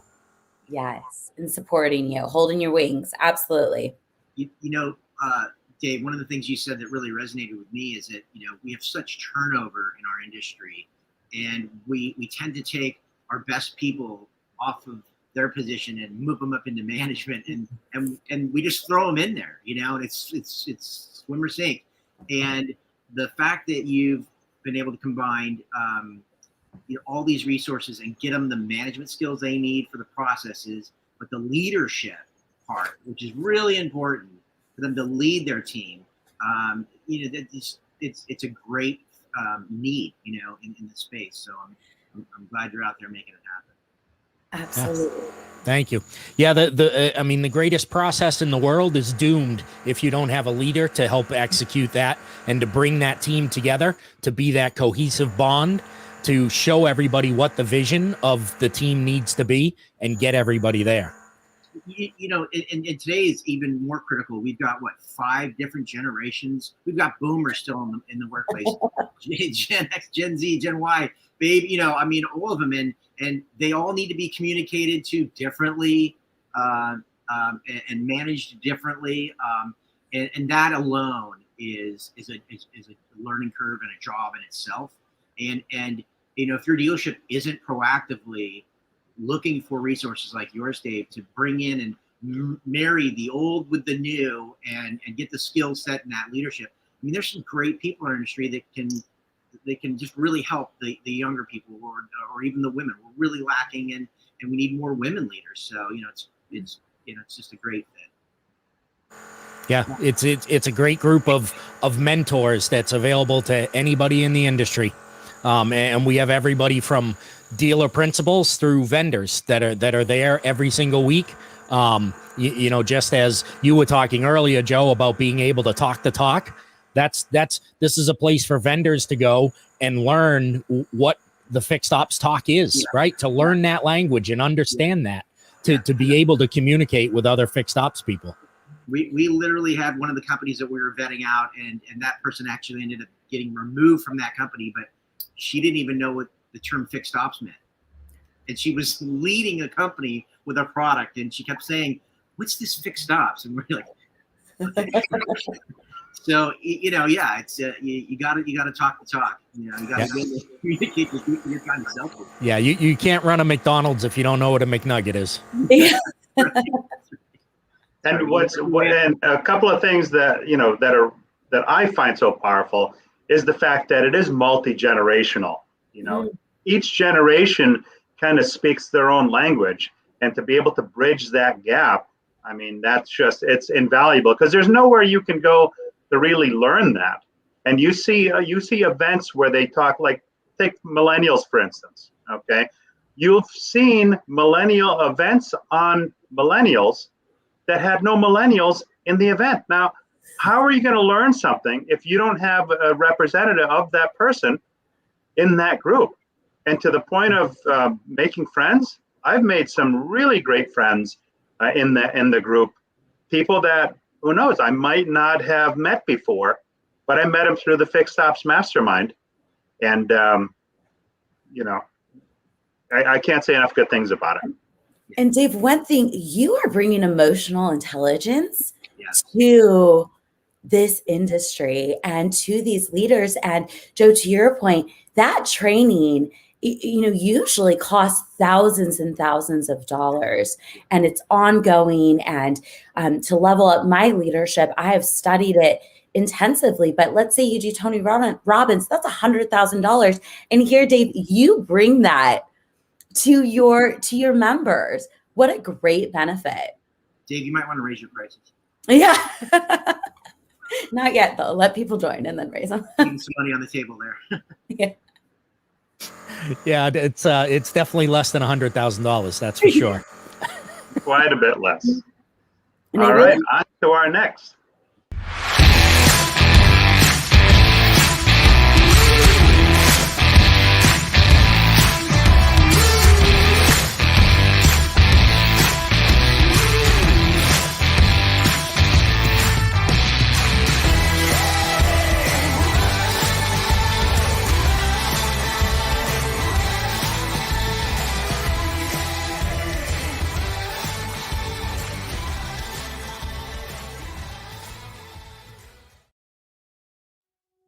Meet Robert. He's in his office and using his phone. An ad pops up on his phone screen regarding a car dealership. Robert has been looking at buying a new vehicle. They ask a few questions about him. Robert receives email and SMS from them. He went to the car dealer. The salesperson there is already notified on his computer. Robert had already booked his test drive through the AI technology in the ad. He really likes the car and bought the car. Robert is happy. Robert receives over the course of the next 2 months follow-up SMS and emails from the dealership. Welcome to Pinnacle Online Marketing Agency. We create AI chatbots to qualify and automatically book appointments and take finance applications and set automation campaigns for follow-up via SMS, email, and messenger to increase revenue and customer CSI. We will help you with lead generation, sales funnels, and nurturing sequencing. Our team is comprised of ex-dealership managers. We know the industry and what's needed. Book a free marketing audit and consultation. Michael from Pinnacle Online Marketing, based here in Australia. I got into this industry, sort of fell into it. I was running car dealerships for a long time. I was in the industry for sort of 14 years or so. Made it through from trainee to DP very quickly, and ran some big dealerships and also some luxury car dealerships. And at the whole time, we were always playing against some of the larger dealerships when we probably shouldn't have, because of where we were located and the size of our dealership. And the reason why we did, and we did so well, is we got really good at online marketing. And it got to a point where other dealerships were ringing up, asking for help and advice and how they can get better at it. And that's sort of how it all sort of kicked off, which was a couple of years ago. And ever since then, we've gone strength to strength. We've got clientele all around the world. We've got staff members all around the world, and we've been recognised as well, and we've won a fair few awards. So we've got some big goals over the next sort of 12, 18 months, but it's an exciting time. We're very excited to have you be part of this. Thank you. All right, so some of the problems that I see in dealerships, social media is huge. Everybody lives in social media, yet most of the dealerships that I've been in, they don't really seem to understand it. I mean, they spend money, they put forth an effort, but they're not getting the type of leads that they're hoping to get. How does Pinnacle solve something like that for dealers? Look, what we see a lot of the time is a lot of dealerships and businesses spend money on social media because they know that they have to, but they don't really have a plan per se of what the overall outcome and the roadmap to get there and how to get to that outcome. So the simple thing is, and there's a lot of metrics when you're looking at social media and you're looking at organic and you're looking at page strategies. The number one thing you've got to look at is return. And by that, in our eyes, because we don't actually do the transaction for the dealership, in our eyes, it's a qualified lead or a qualified appointment coming into the dealership or a finance application. So for us and the problems we solve, we bring the clarity into the murky water of social media for the dealerships. And we're the one place that has experience in doing that. And we understand the industry to make sure that the processes leading up to the end result is one that's going to increase the dealership's CSI and also repeat referral business as well. Now, the process of nurturing leads at a store can be challenging. They're either mishandled or just not handled at all. It's one thing that I suppose even when I was running dealerships, the big question I'd always ask the sales team, the GSM and the sales managers and all the sales team were, have you followed up the leads? Where are they up to? Where's the leads up to? We've taken it one step further, and the leads that we get, the qualified leads that we get, we've actually automated the follow-up for the dealerships. We've got a process in place in regards to automating SMS, email, messenger, ringless voice, pre and post purchase as well. And post purchase is very important. That there increases the CSI of the dealership through surveys. It also increases the profitability of the service department, the workshop, and also, referrals and repeat business. So following up with the leads categorically over a period of time is so important. But we also have processes in place to nurture leads long and short term before purchasing it as well. So when our clients ask, are the leads being followed up? They're automatically being done for them to a point of when they're ready to buy, we then push them through to an appointment, to an automated appointment for the dealership. I like the multifaceted approach because you never know which touch point is going to do it. That's right. And, we're in an age now where people want to converse different ways. And, you know, open rates on Messenger alone is, I think at the moment, it's about 87% for an open rate for a Messenger. SMS is much the same. Email has a higher effectiveness, but the open rate's only like 13%. Right. So it's we got to make sure that we're across all of those, because obviously there's different demographics that every dealership's dealing with. Sure. And you know, their customer base can span across so many different personalities. We need to make sure that we hit the hot points on all of those leads.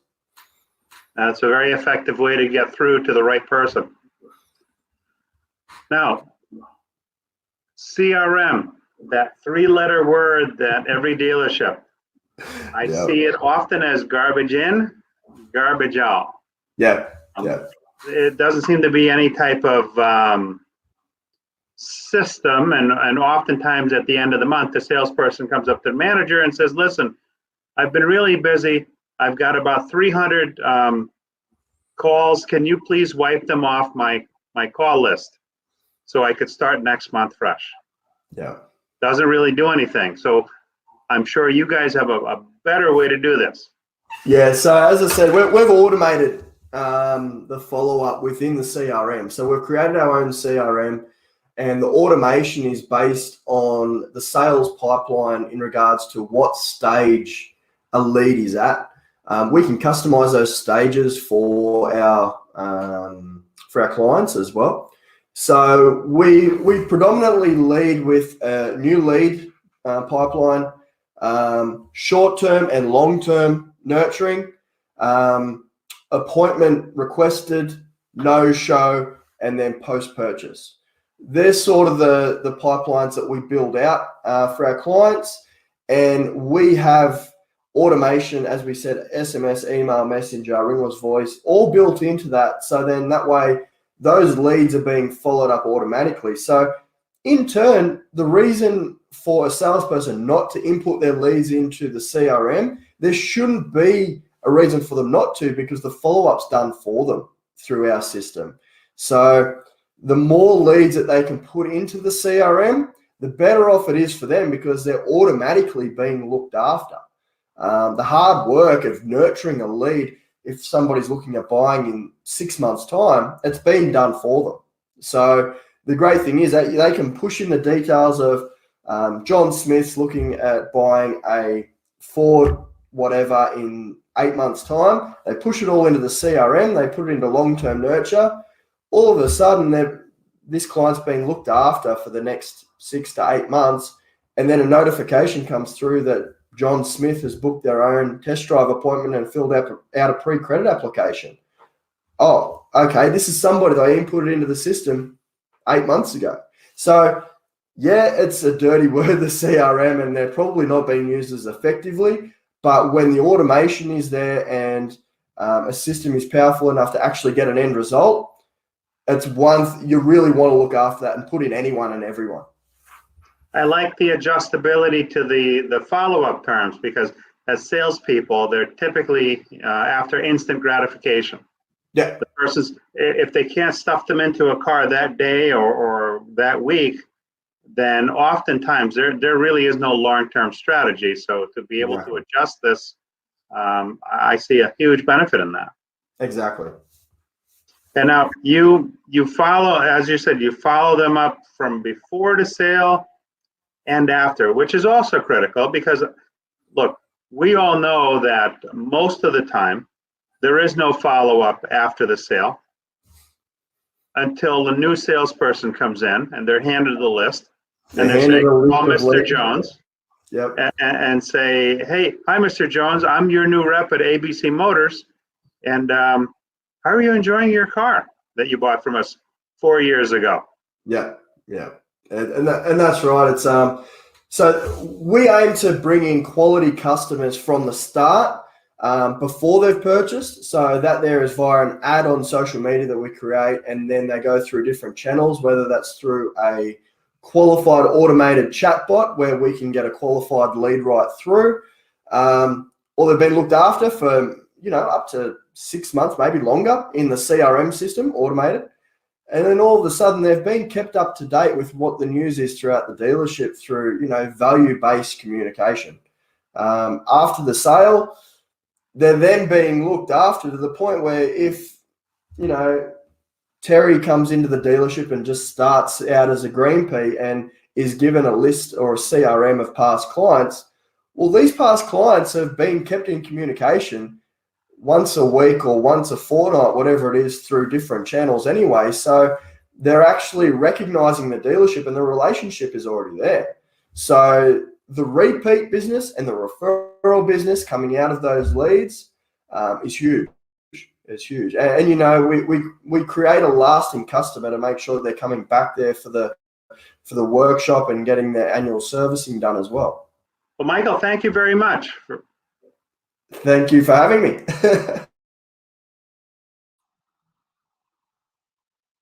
Follow up, that ever elusive thing at a car dealership that I've been in the business over 41 years, and I remember fondly being at the store and having some of the other salespeople on the floor have hundreds of overdue tasks, hundreds. And the answer at the store level was the manager with managerial access would be able to go in and wipe out those calls. Now, that made it easier to navigate the CRM, but I always ask the question, why are you using the CRM? Is your goal to say at the end of the day, you've made the calls? Or is your goal at the end of the day to say, hey, of the 100 calls I've made, I was able to get a hold of 20 people, and of those 20 people, 15 of them scheduled appointments, and of those 15 that scheduled appointments, 7 came in, and 5 out of those 7 people bought. In my opinion, that's the whole purpose of having it. But the reality in the business is, and I challenge anybody to walk into any store. I've walked into hundreds of stores from the tip of Maine down to the southern part of Pennsylvania. And it's not often that you see a bunch of people on the phone working the phones and following up on the leads, or even following up after the sale. Because, I have people today that call me that bought cars from me in the early 90s. I always told them, I said, hold on to my number. I said, whether or not I still work at that dealership, I will always be in the business. I learned early on that ours is a business that nobody leaves alive. And I love the business. So I said, if you ever need me for whatever reason, I'm making that commitment to you now, you can call me. Yet I've asked friends of mine who have purchased cars, hey, what was the name of your salesperson? They didn't know. How can you not know? Yeah. The thing that Michael has done, we started at an early age, as a green pea selling cars, and quickly moved up to GM or GSM and then GM. And then by 28, he was a dealer principal. So he's really, worked all, throughout the dealership. And he's built a better mousetrap. The thing that, again, this goes back to turnover. The problem we have with salespeople is they come in and they go, they don't have good habits. Maybe you got them from another store. And building an automated system like Michael has, here's the great part. It never sleeps. It doesn't need to take a day off. It doesn't matter if it had a fight with the wife 5 minutes before coming to work. It doesn't get drunk and hungover, right? It never misses a day of work. More importantly than that is it's giving the consistent brand and message that you want as a dealer to that consumer every single time, right? And I've encouraged Michael to stop using the word leads, because when he's done with these, right, they're buyers. I mean, we get them all the way through the credit app process and selecting vehicles, right, and keep them warm. The initial program he's set up is 180 days. What salesperson's following a customer that doesn't buy right away for 180 days, right? Not heard of. So exactly zero. So it's a remarkable program that, but the other side of it is you see these dealerships, and I won't tell you which big company on the planet is building websites for all these dealerships, they actually turn off things in the background so that they don't get organic growth. Why? Because they want to sell you an SEO program. They want to sell you a marketing program. They want to sell you a lead generation program on top of what they're already charging you, right? So there's little tricks that Michael goes in and does to the dealers' websites that change all that. In addition to that, the Facebook, content is king, and we see dealerships that post, once a month or once every week, and what they're posting isn't relevant. Great, you posted the lease, the new Toyota lease. Who cares? The way Michael does it and getting the community involved and the employees involved, it changes it. And there's a lot more going on. So he does a lot of organic growth, but also the paid ads and then the chat bots. It's an amazing program. And we see dealerships spending thousands and thousands of dollars on ad budgets that are just, what's the radio doing for you? Is it cultivating the lead? Is it going to walk it in the door and say, hey, they're ready to buy and we've got them pre-approved? You're not going to see it. No, I mean, 87% of people respond to Facebook Messenger. Yeah. When he said that, it was like a mic drop. And here we are. And he's like, oh, and 12% maybe out of the 20% that open an email will actually even respond. But 87% dealers. Yeah. Facebook is a gold mine. Yeah. And how do you organize that across 25 salespeople? You really just can't.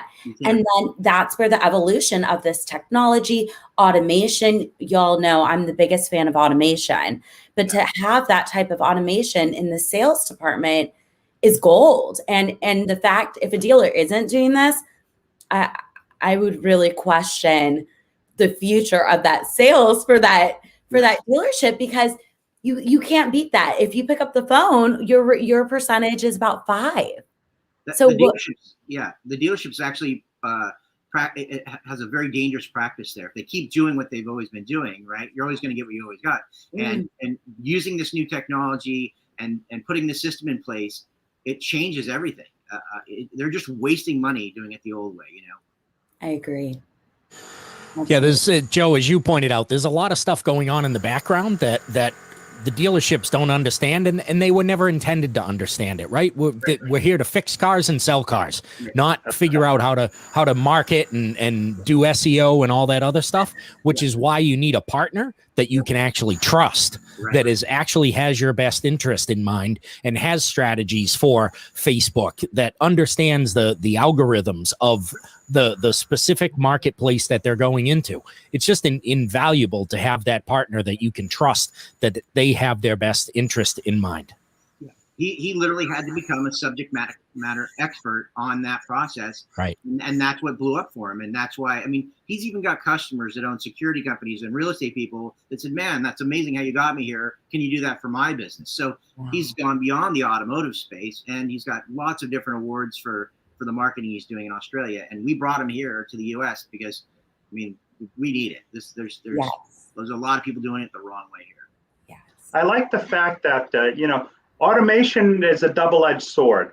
On LinkedIn, it doesn't always work that well because I tend to get the same messages from different people. Verbatim, the paragraph, everything.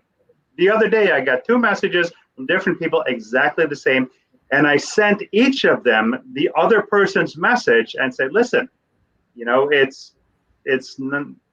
it's garbage. You wasted your money on stuff. But what I like about what Michael's doing in his company is that there's so much to creating that communication so that depending on what the response is, you're not getting back some generic response. You're getting back a targeted response to the specific question you asked. There's nothing worse than asking a question and not getting the answer. And that just makes the hair on the back of my neck stand up, because I have zero tolerance for BS. And I'll ask somebody a question if I'm looking to buy something. If I don't get the answer, I'll get obnoxious. I'll admit, my wife will concur, and I'll say, let me try it a different way. And then I look at him and I get closer to him and I ask him the same question. I articulate it more and say it louder. With his system, it's the right answer to specifically what you're asking for. And then it takes you that much further. It's nurturing them along to get that credit application, to get that appointment.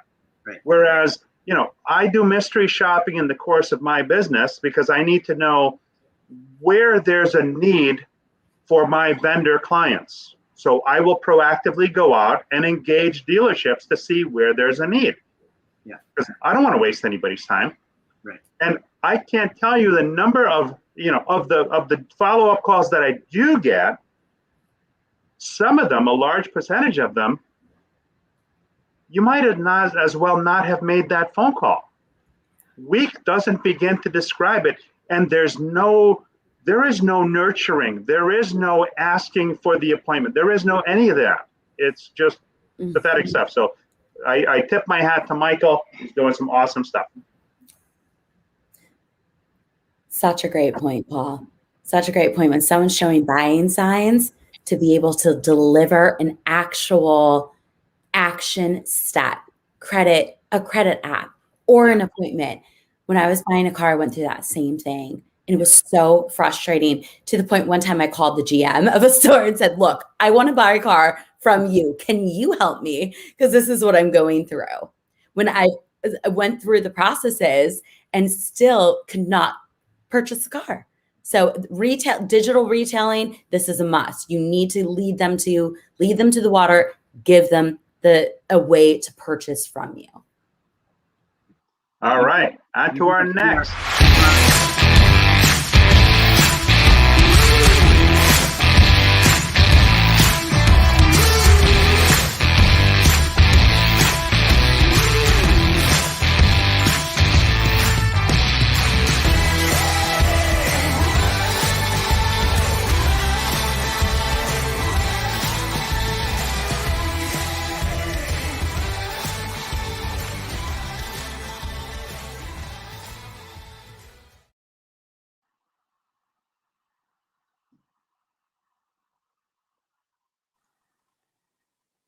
Hello, my name is Jim Hansen, G-Tech Cleaning Solutions, Braselton, Georgia. I have been in the automotive sector since 1974.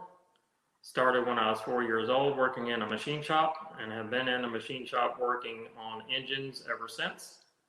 I've been putting my hands in different chemicals that have said known to cause cancer, and knew that at some point, being 51 years old, I needed to change my ways.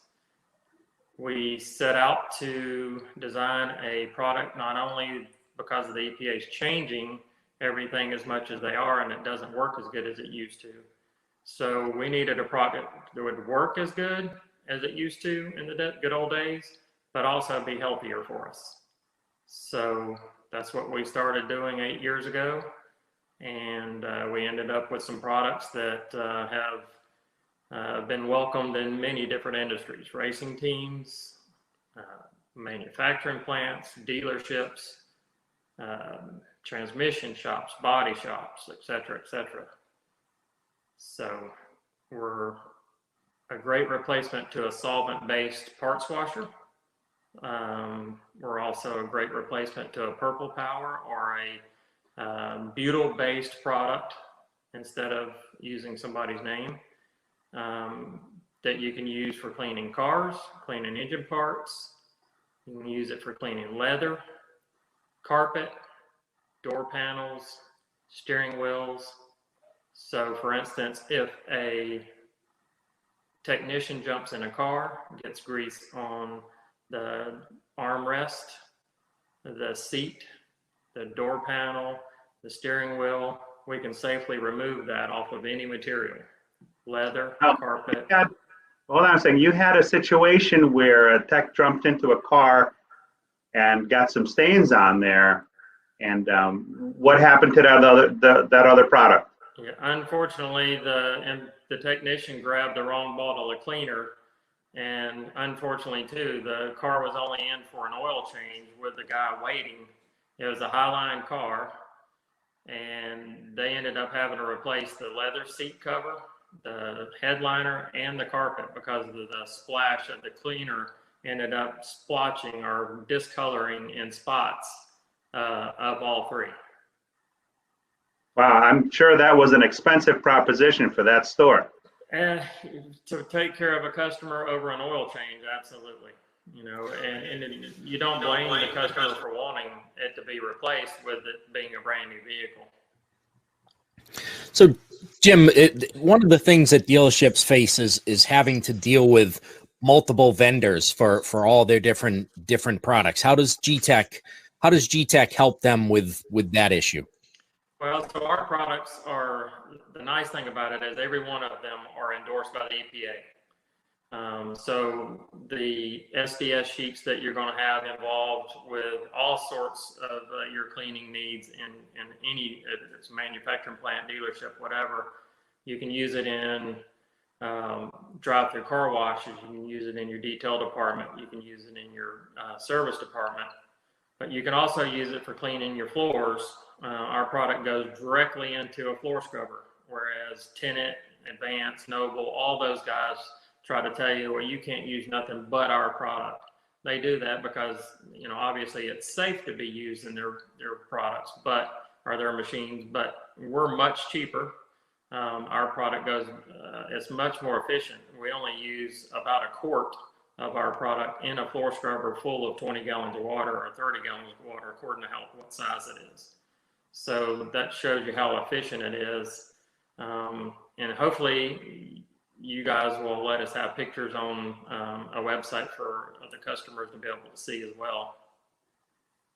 You know, one of the things that I find interesting, and I've spent a number of years working in repair shops, and what I experienced back then, spending time cleaning cylinder heads and intake manifolds in the parts tank, and just working on cars and working on engines, building engines, was that my hands always looked terrible. No matter what I did, I could never get clean. And when you work in a machine shop, I'd venture to say your hands get pretty dirty.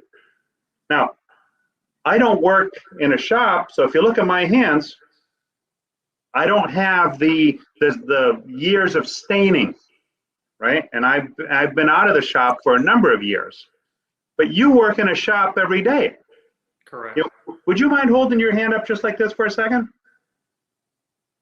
That's incredible. Because when I worked in the shop, my hands did not look as clean as your hands. And that's from the chemical? Yes, you can see that my hands don't have grease under my fingernails. When I go out to do sales and get in front of people like yourself, I want to be respectful. I want to be, I take a lot of pride in my appearance. So, definitely things like cleaning my hands. And the good thing about our products is that it doesn't dry your hands out. So say if you've got a parts washer, instead of having a solvent-based parts washer, you have a water-based parts washer like our products. And you can clean your hands in it. You can clean valve covers with rubber gaskets in it. You don't have to replace the gasket. So say if your technician's just lashing the valves and that's all they're going to do, and you're wanting to just clean up the valve cover to make sure your customer knows that you were in that engine, that you didn't say that you were in there, that you truly were. So you could clean the dust off and clean the debris off and the oil. You can leave that gasket in it and not replace that gasket. It does not harm, like most solvent-based products will make one swell or dry rot. I've got a valve cover I soaked in a 5-gallon bucket and did a before and after of a diesel valve cover that they didn't change the oil. It had to be probably 100,000 miles because the thing was solid black. And wow. The O-ring still has our cleaner in it because I did not rinse the cleaner out, and it's still pliable today, and that was 3 years ago. And your stuff is not only non-toxic but also non-flammable. Correct, and no smell. So that's your shop's not smelled up with a solvent-based product. You don't have to worry about a spark lighting the solvent-based product on fire. You don't have to worry about technicians having skin irritations or ruining rubber or taking off sticker packages like off of a valve cover or front cover, oil change situations or whatever. And you have products for floor cleaners, parts washers, all the stuff in the detail shop? Yes, sir. You can be used in your drive-through car wash, cleaning wheels and tires of any kind of wheels. I've sprayed wheels. BBS North America is right beside where we are, and they use our product for doing all of their cleaning of the wheels when they come in to doing any kind of repairs. They have 3-piece wheels, and they do all the repairs right there at BBS North America. We have race teams, probably a good 50% of the race teams in North Carolina is using our product. We have a good 50 to 75 dealerships locally to us, and then the rest of them are scattered all over the country. So transmission shops, body shops, it's exciting to be able to help people like yourself and I in different industries and show a difference in what we're using to save the health of what we're doing, especially of the young generation. We've already done our damage. We're old enough that we've done enough damage to ourselves, but I'd love to make a difference for the future for sure. Yeah, well, that's one of the things that as we try to attract more talent into the business, right, is being able to show them a safer place to work. So right. It's great to have a product like yours available that's multiple products that you have that are used in all different areas of the dealership where people can work more safely. Well, I've been fortunate enough to learn from a lot of people over the years, and they've taught me a lot of small things and large things. And so if this is one thing I can give back and help, teach kids or the younger generation, not kids, to not do the things that we've done, then I'm helping out in at least a small way. Well, that's great. Hey, Jim, thank you very much. Yes, sir. Thank you for your time. Thanks for joining us, Jim. Yes, sir. Hey, Ken, in preparing for your warranty submission, what's the best practice to maximize what you're going to be able to get as a dealer? Paul, that's a great question, and I get that a lot. But one of the main things that we see in all the statutes except for one, and that's Florida, every other statute requires you to report the net price paid by the customer to establish what your parts and labor markup is for your warranty claims. So if you're going to try and get retail pricing for your warranty claims under the statute, you have to maximize it. One of the ways you can do that is eliminate discounting wherever possible. Now, we all know we discount, but if you're going to discount, don't discount the work that you use to make that calculation. And the type of work that you're going to use to make the calculation is repair work. That's the brain surgery that we do in our dealership. You can discount the maintenance work because it won't affect you. But when it comes to the repair work, the water pumps, the oil leaks, the drivability issues, never discount. Shut it down before you do your submission, and that will maximize your return. Wow, that's a great tip. Thank you, Ken. You're welcome.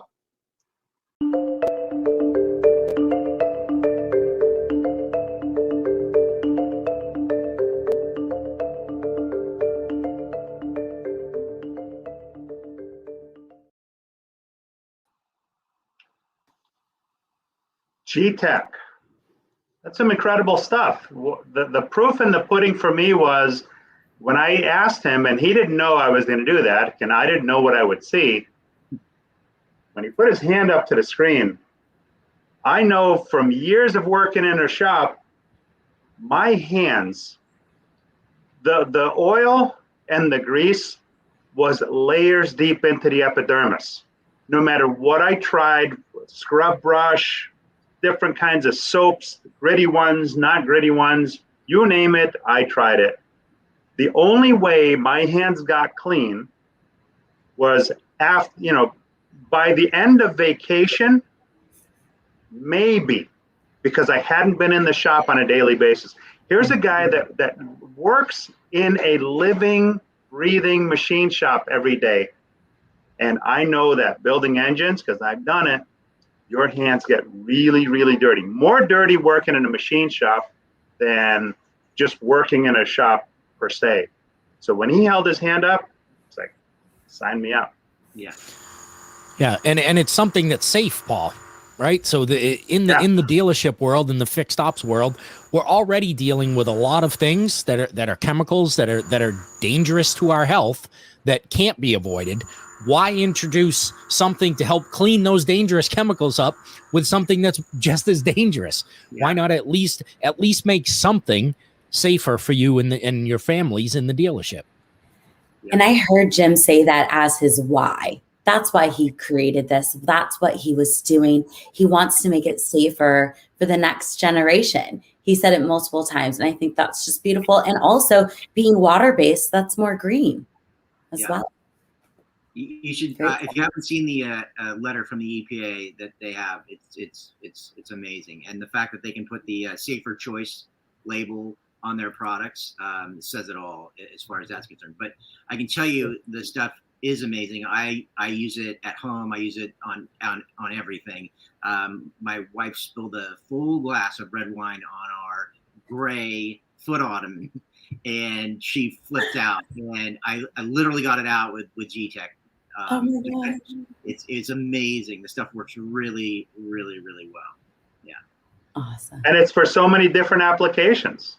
Yeah, floors, walls, bathrooms, you name it. He said mother. You can put it in the machines that clean the floors in the dealerships. You can just use it on surfaces. So it's great not only to use it on the dirty parts or your hands, but it's safe to use anywhere. The leather, the rims. I can't tell you how many times at the dealerships the detail guy grabbed the wrong bottle, sprayed the rims, and within seconds that rim's done. You're spending a couple $100 replacing that rim. This stuff you can spray it on there, come back Tuesday, rim's still good. Yeah, and the simplicity for your dealership from a liability standpoint. I mean, he was mentioning the liability of ruining a headliner and a seat in a car, but from the liability from the OSHA standpoint, where you've got to have everything labeled. Every single container inside that fixed ops area has got to be labeled. And now you have something that simplifies it so that maybe you had 15 different things that needed to be labeled, and now you have one that can do multiple things, and again, is safer, and now is also reducing the liability side of the dealership if OSHA does happen to show up there. There's less for them to find. Yeah. I wonder if they could get an insurance discount. I mean, that's what I was thinking, man. Yeah, good point. What's interesting too is that if you want, we see on television all the time, and we get emails all the time. Did you use this particular product back in the day? Join our class action lawsuit because we learned that so many people died after using it. Yeah. We didn't know it at the time, but we know it now. And I challenge anybody to walk into any dealership and say, "Hey, listen, I'm doing a project on safety in repair shops. Can I see your MSDS forms?" Okay. The dealership or any repair shop will have a stack of paperwork this thick. They're called MSDS forms. I forget what the letters stand for. Safety data is in there. Material safety data sheets. Okay, there we go. Wow. And when you read some of those MSDS forms, you would be like, "Oh my God, why am I using this?" And here's a product that I know I've bled into many a kerosene-based parts washer. Yeah. Okay. And I vividly remember those smells coming up from that tank. I mean, it's unavoidable. Yeah. I'm hoping that I'm not going to be part of somebody else's class action suit down the road. But the point is, here's a product that is completely green, no smell, no anything. Wow. Those parts washers actually have an element where they heat that chemical up, right, to make it more effective and clean better, right? And you're getting the nice fumes from that. Yeah. This doesn't even need to be heated up. Heating it up doesn't even help it. It cleans so much better than what's out there. It crushes the green products that are on the market. But You can literally take that waste oil, whatever's in the bottom that you've just rinsed off all week, take that bucket and dump it in your recycling oil and have it just shipped out, because this isn't going to affect it. So it's cost savings right there. Yeah. Another place they can put it in is they can get it in 55-gallon drums, and they can plug it into their car wash at the dealership, right? So you get the road tar on the side of the car and gunk on the hood. This is a great place to use that product so that the cars go through and come out cleaner and don't have to go through a second time. A lot less scrubbing, a lot less elbow grease. So you're cutting down on labor there. Like and developed from somebody who's in our industry, right? This wasn't a bunch of scientists in a room that decided to come up with a cleaner. This is somebody who was looking for a solution, as you said, Carmen, his why, to make something safer, and in that effort to try and find a safer cleaner, came up with something that was safer and works better than the other cleaners that are out there. It's just amazing. Yeah. Jim's a very humble man, and I'm not going to out him, but one of those race teams is owned by one of the top dealer groups in the country. And they've been using his product for many years now, and now it's flowing over into the dealerships.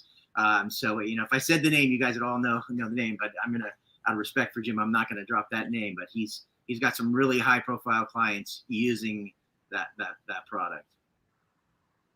Awesome. All right. So now the big thing in today's service world is, as Paul said, the bite me economy, the bring it to me economy. Yeah. And I've had the pleasure of, being part of the Fixed Ops Roundtable and hearing a guy by the name of Brian Benson speak passionately about how drop-off and pickup service has impacted their business in a very, very positive way. So I think you'll get a lot out of our next company that's coming up. Here we go.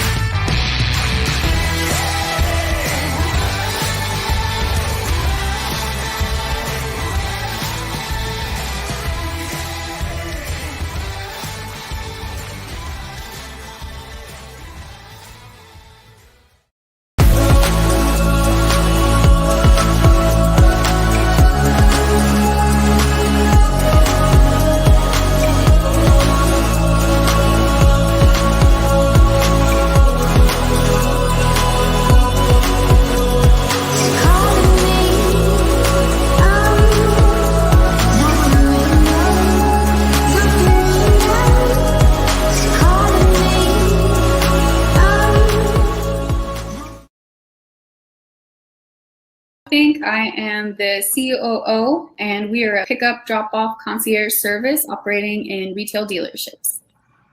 I'm Ryan Johnson. I'm the CEO and founder of AutoThink, and appreciate you being here. 7 out of 10 customers don't go back to the dealer for servicing. How does AutoThink help address and fix that? We provide a pickup and drop-off solution to consumers, so they actually don't have to come to the dealership. And if you tell a person that they can have a service done without having to be there, they're much more likely to perform that service. So we're able to recapture customers who may have gone the way of a drive-through oil change spot or a family mechanic versus the dealership because of the inconvenience of the experience. We and keeps them in service centers. Now, there are some additional benefits that come with that, right? Like CSI or increased RO count or RO amounts? Absolutely. So when the consumer isn't in the dealership, they're a lot more comfortable with the services that might be needed that may take time out of their day. So the car's already there. So if you come with an RO that may take a couple more hours or even an entire day, because they don't have to worry about the logistics of picking up groceries or getting home, they're more likely to say yes. So that raises your RO numbers immediately. And then also with the consumer feeling taken care of, they're more likely to answer that survey text that comes when their car is returned. And the replies that they give in that survey are a lot more positive because they feel like the dealership had their time and their energy in mind rather than just the money that they would be getting out of the deal. What are we talking about here? We're talking about convenience, right? I think everyone in their right mind understands that sitting in a waiting room is inconvenient. And Paul, I'm sure you know this, but what is the first thing when you see that service advisor walking up to you with that look on his face, with the clipboard in his hand? He's coming with bad news. The first thing a customer says is how much and how long. And what AutoThink has been able to do is get rid of the how long, because now I'm not having to sit in this waiting room, have another sip of stale coffee, rearrange my schedule. I'm at home, presumably doing anything better in the world than waiting in a waiting room. So of course, the customer, the consumer is more inclined to sign off on additional work. Excellent. So guys, you guys are obviously spending a lot of time in customers' vehicles and bringing them back and forth to the dealership, back to their houses. One of the things that is a concern is the policy expense that a dealership has, which in a perfect dealership, it should be about 1.75% of their gross profit number. So if I use an easy number, $100,000 is going to turn into about $1,700 in policy for the month. And if you estimate 20 to 30% of that is vehicle damage, that's $400 to $500 a month. That's a lot of money. Is there something you guys are doing to help dealers with that liability, with so much driving of vehicles? When the vehicle is in the care, custody, and control of AutoThink, it's covered in our insurance. I'm sure Honey has some comments on this as well. So I'll just say that that was a year-long process of building a custom insurance for the industry for pickup and drop-off. And we take a series of photos, our drivers do. They operate off of an app, and within that app, they can't move forward in the process and actually take that vehicle to the next point in the process without taking a series of photos. So AutoThink audits the vehicle completely. I think it's as many as some people do, as many as 70 photos. Some of our guys are a little over the top, and they point every single hail damage, and but that's us making sure that we're protected and making sure that the dealer is protected. Oftentimes, the dashboard that our retailers use, they have access to those pictures, and oftentimes they refer back to those to compare them to their drive pictures and things like that. I just want to say that 20% doesn't include pickup and drop off. So when you're looking at the policy, that's the 20% average on customer damages that happen in the day. When you add pickup and drop off to that, you're accounting for highways, you're accounting for rock chips, you're accounting for every little detail of moving a vehicle outside of the parking lot. And that adds a tremendous amount of damage possibility. And that is why our drivers are so particular and well trained, is because we already have enough stacked against us. We need to make sure that we can reduce liability at every step of the way. You guys are obviously all about the customer experience, and we know that not every dealership has a BDC department, but you're very familiar with some of the best practices. Talk to me a little bit about that. So when we go into a dealership, we immediately try to recognize the best way to get pickup and drop off to the customers. They won't know about it inherently because it's a new idea. And so we really need to communicate that to everyone. And so we cold call the dealerships, and we find out who exactly answers those calls, because we know that only 10% of appointments are scheduled online. So you can have beautiful banners and full explainer videos and still only capture 10% of people because they're going to click that call button on their phone. It's all right there. We're going to call a human. And so we need to make sure the human who answers the phone is consistent and familiar. And in a lot of cases with the BDC, though, they have quotas. And so they're not taking calls as individually and as authentically as they could. They're trying to get through the call and get the minimum amount scheduled to move on. And in some cases, it's even worse. It's a service advisor who also walks around cars, who has to engage with customers face-to-face, and who might have to manage or train other people. When you have them answering phone calls, you're not getting the best customer retention you can. A lot of times you're getting people who feel like it's an overcomplicated process, they're not important, and then they're going to drive through one of those quick service centers instead of coming to the dealership.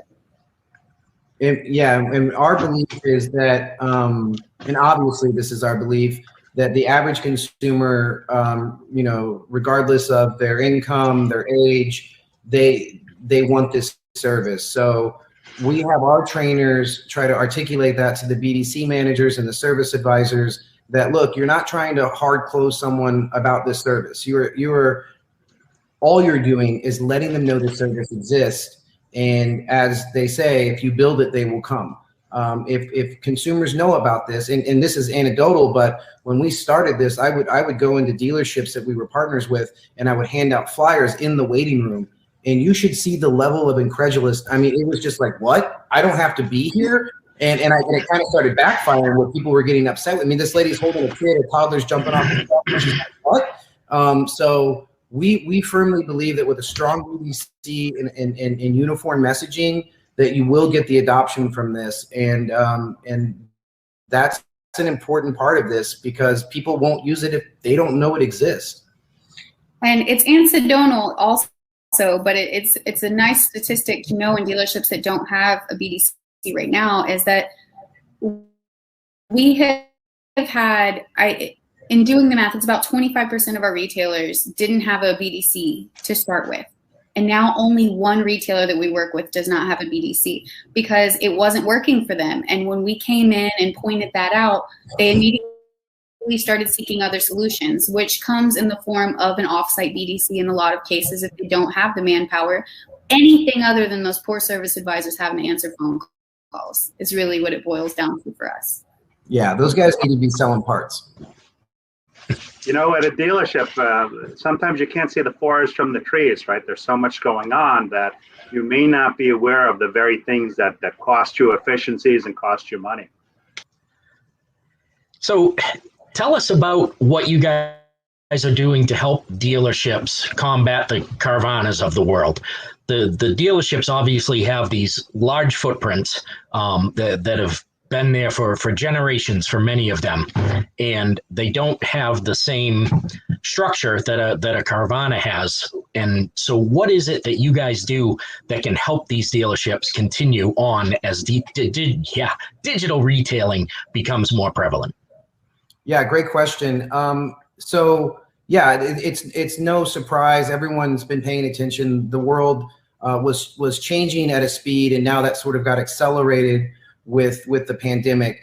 And consumers in general are now accustomed to having everything delivered to their house, from groceries to booze, you name it. I don't have to put on pants. It's convenient. That's what I'm accustomed to as a consumer. What AutoThink does, and essentially at the end of the day, is we are a tool, a turnkey solution for dealerships to stay competitive in a highly digitalized, contactless marketplace.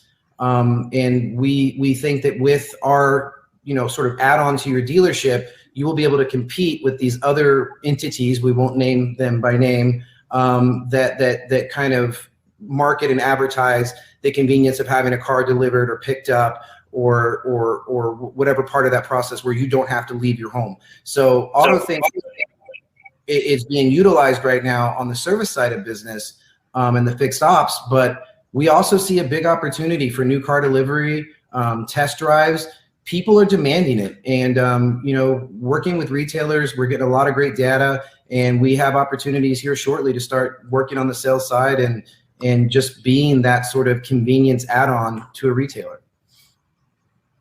Thank you very much for being on. I appreciate it. No problem. This is exciting. You guys have a great day. Thanks, Ryan. Thanks, Aaron. Thank you, guys. Appreciate it. Wow. What a great product. Yes. Not just because they're affiliated with the FixedOpsPros and DealerVendorMatch, but it's just a great product. When Paul Machine was talking earlier about the bite me economy, okay, and how people expect a certain level of service, and everybody knows there's a shortage of used cars, and everybody knows how busy service advisors are in the store.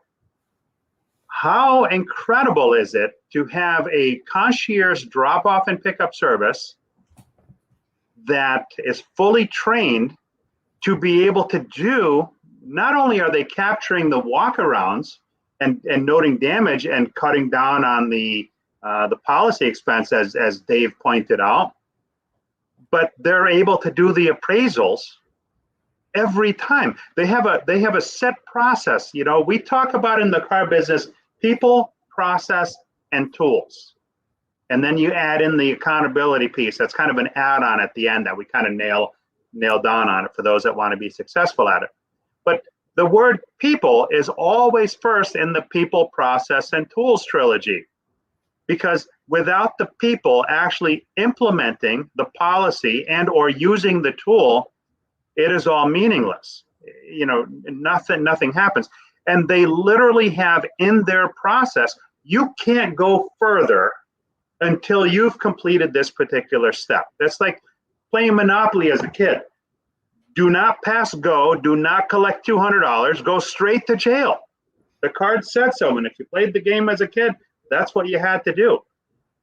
This process, when you add that appraisal piece into it, you will have 100% appraisals, 100%. It's just great stuff. You don't have 100% of anything inside your dealership, right? So that's a step up. And again, I'll go back to liabilities for the dealerships. There's no liability in getting that car to and from the dealership to service it.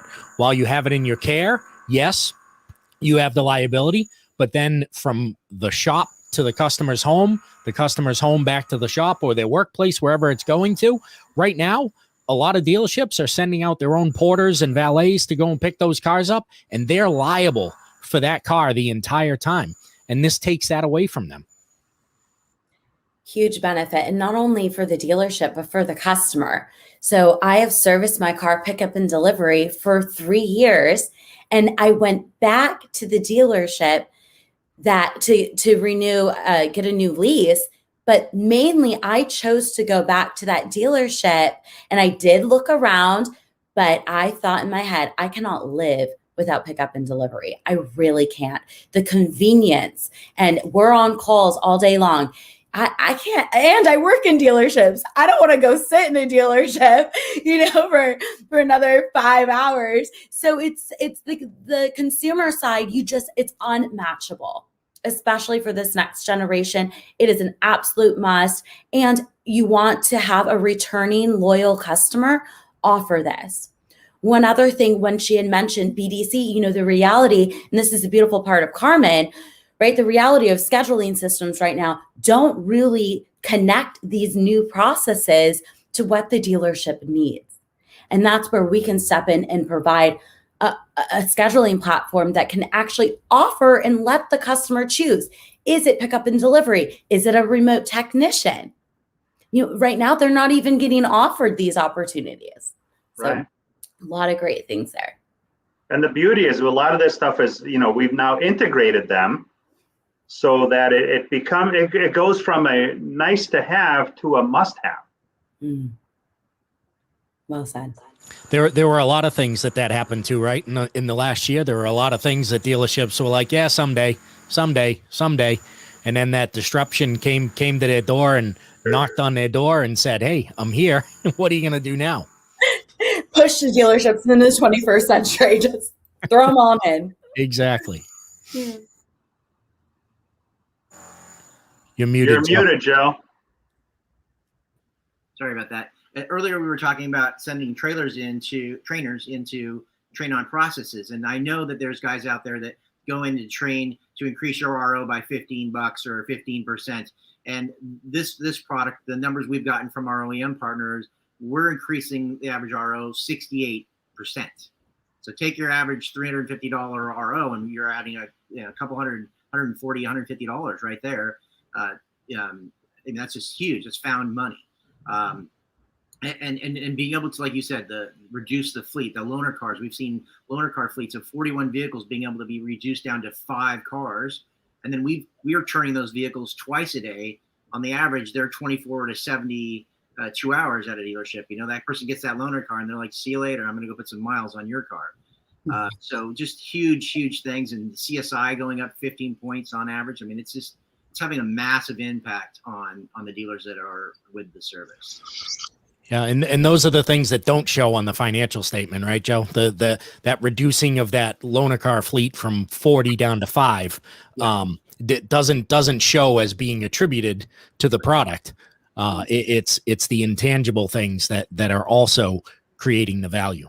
Well, you have to have the software to manage the loaner car fleet. You got to gas them. You have to insure them. You have to pay somebody to manage that fleet. That all can go away. Yeah, that's all money to the bottom line of that dealership. And here's another thing too that I find it shocking that dealers don't really take this more into account. But look, if you've been around dealerships for any length of time, you know that they have some people that they use for their shuttle service that probably are better off not driving. Mm-hmm. They pose a serious risk, and we all know some of those stories, don't we, Dave? Yes, we do. They pose a serious risk at any given time. That driver can keel over. Yeah. And God bless them for, their loyalty towards that person, that they know that if that person is not allowed to do that particular function, they know that kind of, rips the heart out of the person.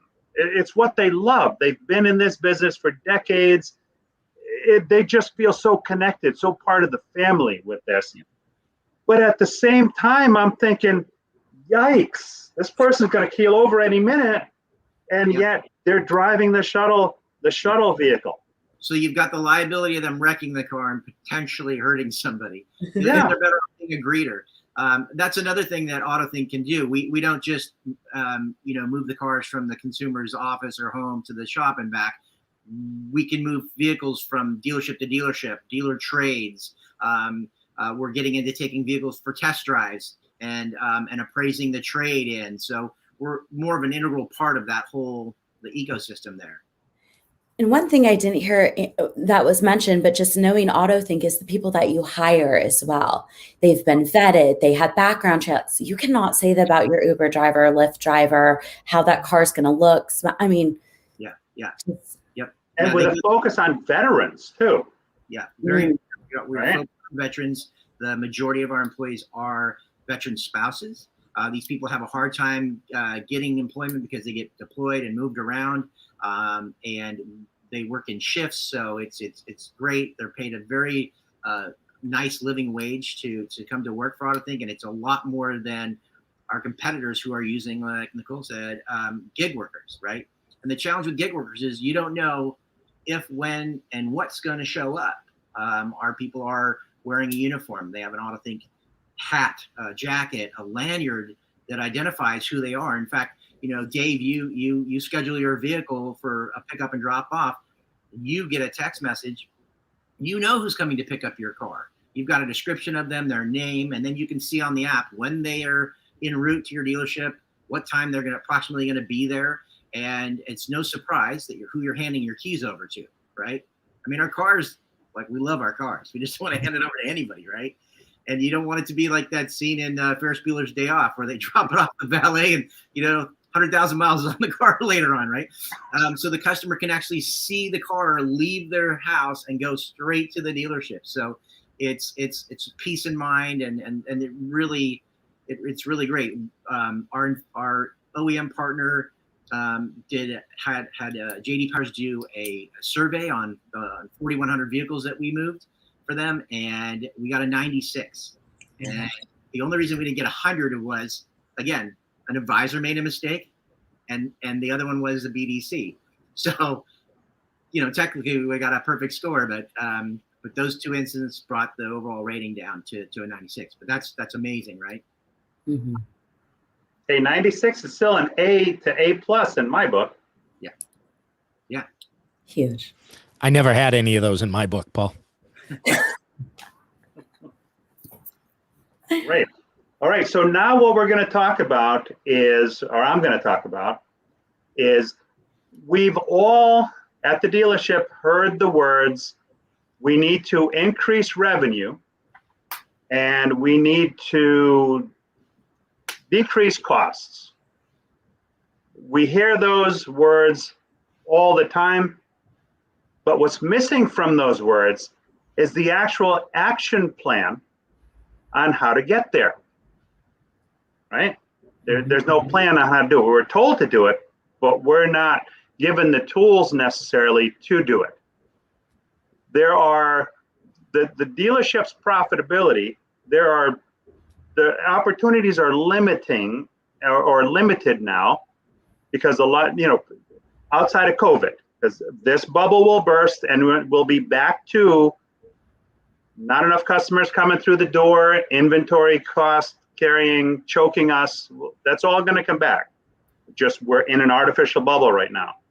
But without that, your opportunities are in the finance office currently and in the service department or fixed ops.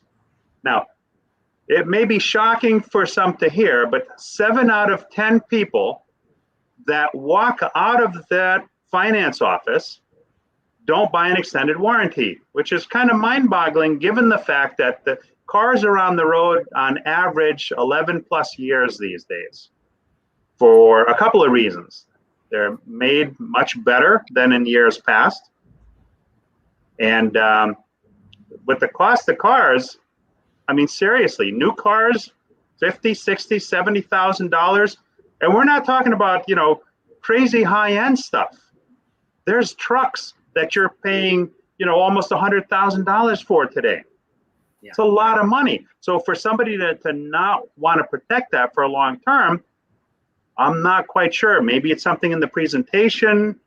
Maybe it's the fact that they wait too long to get into the office. It could be a variety of things. But the point is, 7 out of 10 people leave your finance department not having purchased an extended warranty. If you've worked in a dealership for any length of time, you'll know that the finance office is busy, right? They all max out the number of turns that they take. The customers are always waiting because to do it properly, you need to spend the right time with each customer. And to be compliant, you need to be able to build rapport. You need to be able to present all of your products to all of your customers all the time. Because if you don't and something happens, you're not compliant. So these guys and gals rarely have the time to chase stuff afterwards. After the customers are gone for the day, these people are chasing paper. They're making sure that the contracts get funded. They're making sure that they haven't missed any signatures, although the technology exists today that can guarantee that you've gotten everything you need. Not everyone subscribes to that level of service within their DMS. They just don't, because they don't always see the value in spending the money. So the 7 in 10 that walk out not having purchased one, there's no plan to go after that segment of your database to get them back in to purchase the warranty. There just isn't the time for it. Everybody wants to do it. Everybody says they want to do it. But the reality is very few have an actual in-place plan to do it.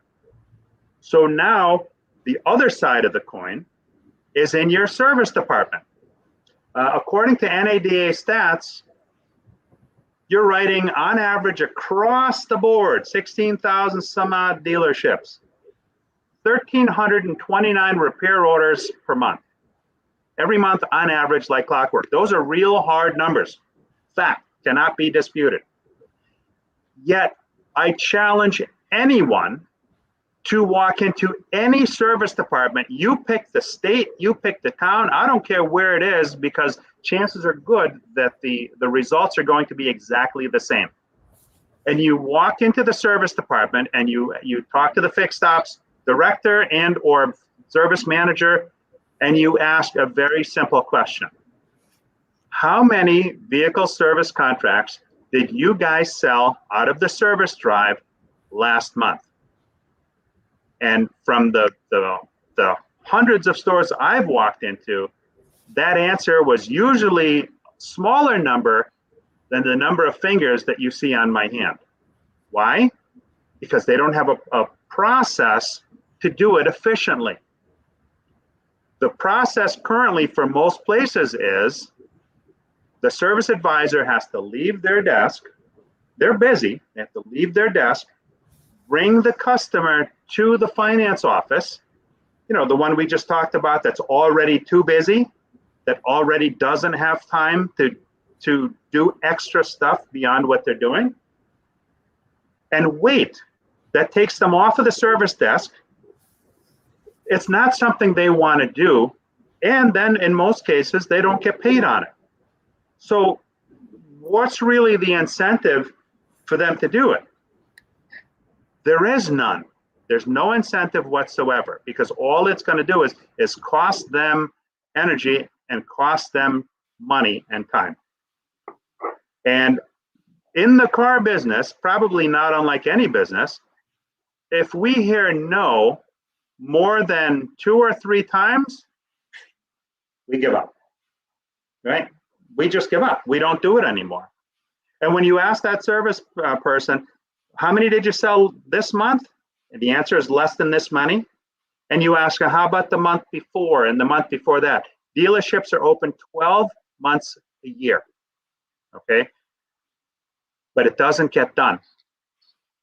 So the service drive, I'm going to show you a short video here that shows you how easy it really is. And with a company like AutoThink, they can do it, right? They have the process. Watch this. Your airbag recall is all finished. If it wasn't covered repairs, it would have cost $1,200. I'm glad it was a recall. I couldn't afford that. Unexpected repairs can come at the worst possible time. Are you interested in getting coverage on your vehicle? I can scan your VIN, input your mileage, and give you a quote in less than a minute. Thanks, but I already have a lot of miles on the odometer. As long as the vehicle is less than 20 years old and has under 150,000 miles, we can cover you. Really? I thought it was too late. Not at all. Here's your quote. Wow, that is a lot less than I expected. I'll take it. You're all set.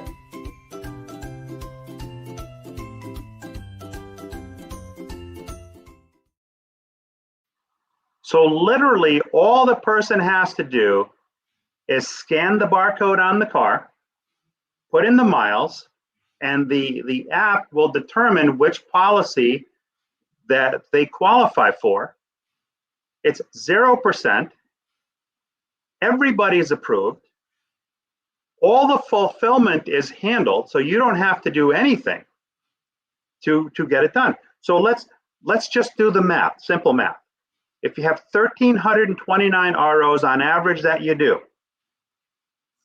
we have data that shows 30% of those, 30 to 35%, but I always like to err on the side of conservatism. Let's use 30% as the number. That means that 398.7% of those 1,329 cars are cars that could take advantage of your service contract offering. All right, 398.7, that's your opportunity. Of that, conservatively, 10% of the people, when presented with the offer, will act on it. Now that's a low number because utilization tends to be one of the biggest problems in a store. But if you have a company that is known to execute policy and process religiously, they can't go to step B until they've completed step A. And they present that 100% to 100% of your customers.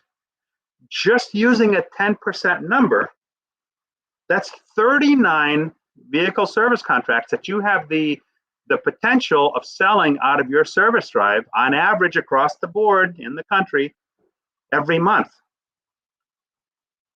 You make about $450 on each policy. 39 times 450 is $17,550.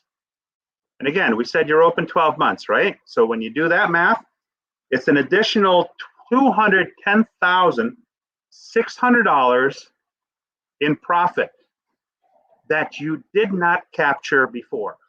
Be honest. Go into your numbers and ask yourself honestly, how many vehicle service contracts did you sell over the last year? I'll give you the benefit of the doubt. Over the last year, and what did you generate from that? Not much. And one of the complaints that you hear is, whoa, oh, it's not our policy. Oh, really? Does it really matter? If they're not buying from you, they're not buying your policy.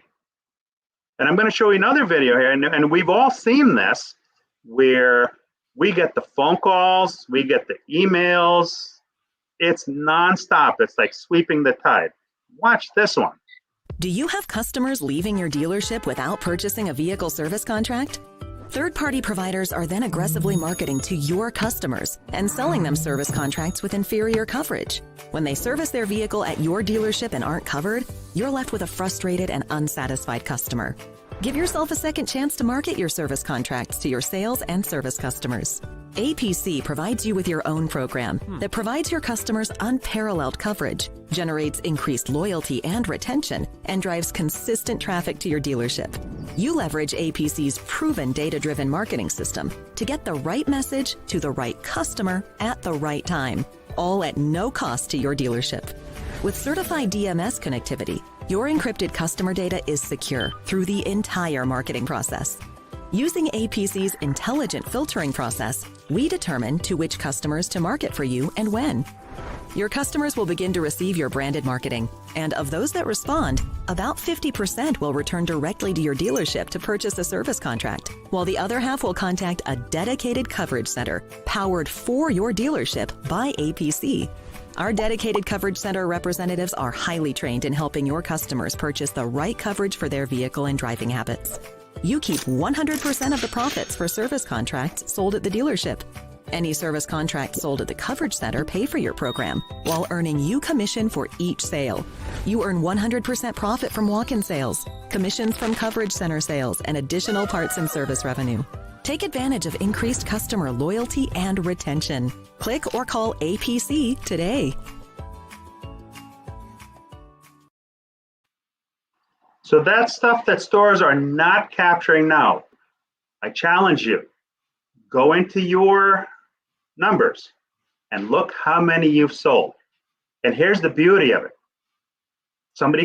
When somebody buys a used car, oftentimes they will go to the dealership that handles that particular brand for a safety inspection.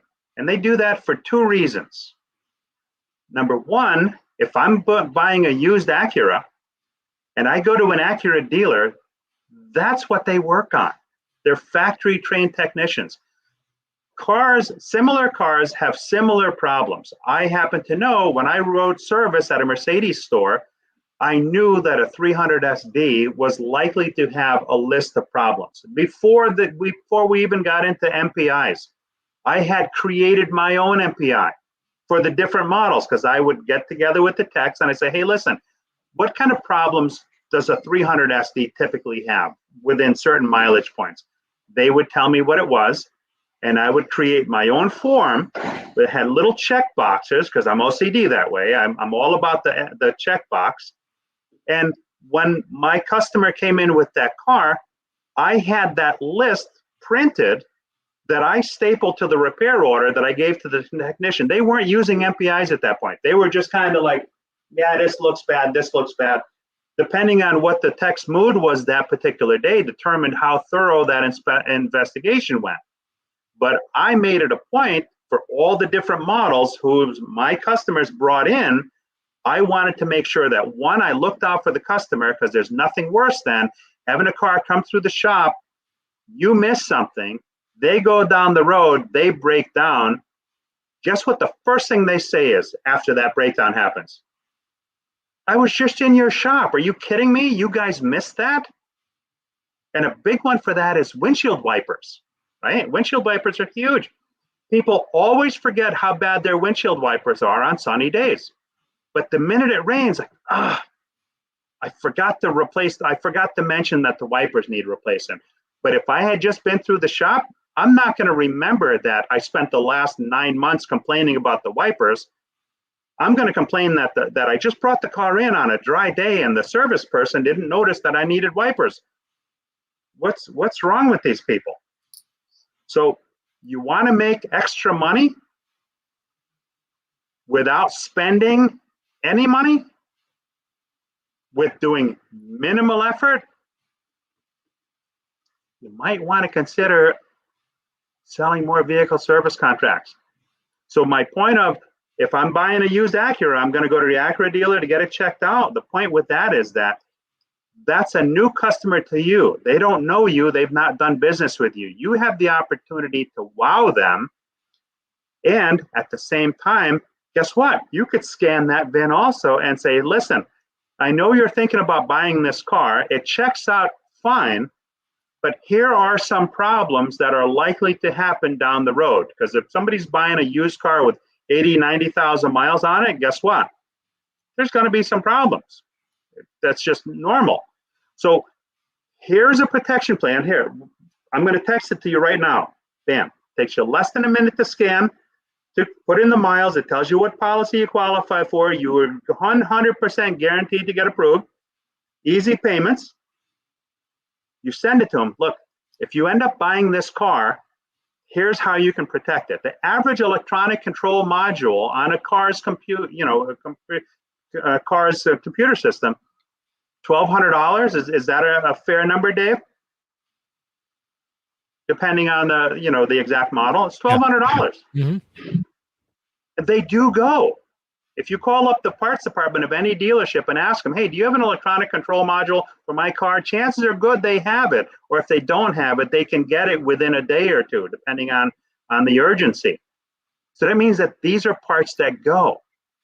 So you could tell that new person, here's the protection you could have going forward on your car. Wow, I had no idea I could get a policy that way. And as far as you chasing the business of the people that left this dealership that didn't buy, we'll do it for you. So you don't even have to make the effort to make the phone call or send out the direct marketing piece. And guess what? It comes from your dealership. So that's just a tip on how you can generate more profit without spending more money, because everybody can come in and say, hey, I got a great new product. It's going to cost you $5,000, $10,000 to set up, and it's going to cost you, $4,000 a month. Great. I'm showing you something that costs you literally this much. Training is handled, fulfillment is handled. It's up to you. Paul and Dave, you can speak to this. The challenge with selling warranties in the service lane in the past is that it takes two departments. That service advisor has to go find somebody in finance, and those guys don't even get in until 10, and then TO that customer to the finance person for them to then pitch them and sell them and write them up and get it done. And what's he doing in the morning or she doing in the morning? They're trying to get all their deals bought, and they're trying to get all the stipulations caught up, and it's always been tough. But again, this is what DealerVendorMatch is all about. FixedOpsPros is about. Is we're bringing these technologies that eliminate that extra human interaction, needing to rely on that. It's all streamlined, just automating the process. So it's actually easier for an advisor to do it, to sell. We're actually enabling the advisor to actually be effective and not have to rely on somebody and leave his post or her post and go find somebody to help make it happen. So it's great service. And for the people that don't come in via drop off and pickup, where the shuttle, the driver isn't doing it, spiff your people. Yeah. Right? Yeah. You're getting a chunk of money that's found money. Why not give the advisor $50 or $100 to do so? The numbers speak for themselves. You're essentially giving your advisor a raise in pay without it really affecting your bottom line, because it's coming out of net positive funds. Money. It's found money. Yeah, absolute found money. Now, speaking of customer experience and making money, our next segment, I'm going to play a short clip, and then we are going to hear from Carmen about what they're doing to improve the customer service experience. Let me go to the videotape. Hello, I'm Ed Roberts, Fixed Operations Director here at Bozard Ford Lincoln. How many times a day do you have someone asking you if you have a minute? When it's my staff, I have all the time in the world. Unfortunately, most of the time, it's a vendor telling me they have the silver bullet and they want a minute of my time to sell it to me. We all know they're going to take up a lot more than a minute. They're going to take up 30 to 45 minutes and put a hard sell on me trying to sell their product, whether it really benefits my business or not. I would like for them to do research on my business and truly bring something to me of value. But more times than not, they're just looking for a close. I was speaking with my friend Paul Meijer, and he told me about DealerVendorMatch.com. On DealerVendorMatch.com, there is a plethora of vendors from the front side of the business to the back side of the business and everything in between. Now you can find vendors on your terms, find what works for you, and then set up an appointment for them to come out and put together a presentation that is fitting to your business. My name is Nicole, and I am VP of Sales and Marketing at Carmen. Carmen is a personal vehicle assistant. So an assistant technology is much what you find in Alexa and Siri. So it's leveraging machine learning to really understand exactly a customer's needs. And we're going to focus on the scheduling aspect. And we do quite a bit over here at Carmen. So thanks for having me. Awesome. Welcome. Great to have you. All right. So most of the dealerships I walk into, they're telling me only maybe 10% of their customers book online, which I find very strange because I use online booking services when I travel. I use online booking services for medical visits and things like that. So I'm really surprised that the utilization is so low at a dealership. And I understand this is one of the things that Carmen does very well. Can you talk to us about how you guys promote and handle that? Absolutely. Great question. So, and you're right that the usage is extremely low. The benchmark for automotive is only 10%. Whereas if you look at the airline industries, 83% of that same customer are booking their appointments online. And so we look at ease of use, number one, familiarity. So when you see Carmen, she's actually an AI chatbot. And what that does is it feels familiar, just like you're talking to one of your friends. It's very simple. It takes less than a minute to book an appointment. And then there is the payoff, which is a check-in that follows. But when you bring that ease of use, the customer, what happens when you constantly go back to book your flight on the app, right? It's easy. So you know that's the fastest route. Right now in automotive, if customers have tried and they bounce off or they get frustrated, I did it the other day. It took me 10 minutes at a dealership using a different scheduler to try to book an appointment. Of course, I'm not going to waste that. It's calling, it's faster, right? So ease of use is extremely important. And then the retention follow-up. So when we follow up with a customer and let them know that they're due for their next service visit or maybe a recall, we make sure to have that AI chat link inside that text message. So it constantly is being utilized. Now, there's got to be some financial advantage to doing that as well, no? Absolutely, absolutely. So if you think of the current process right now, that's a lot of phone calls and it's a lot of receiving and a lot of time.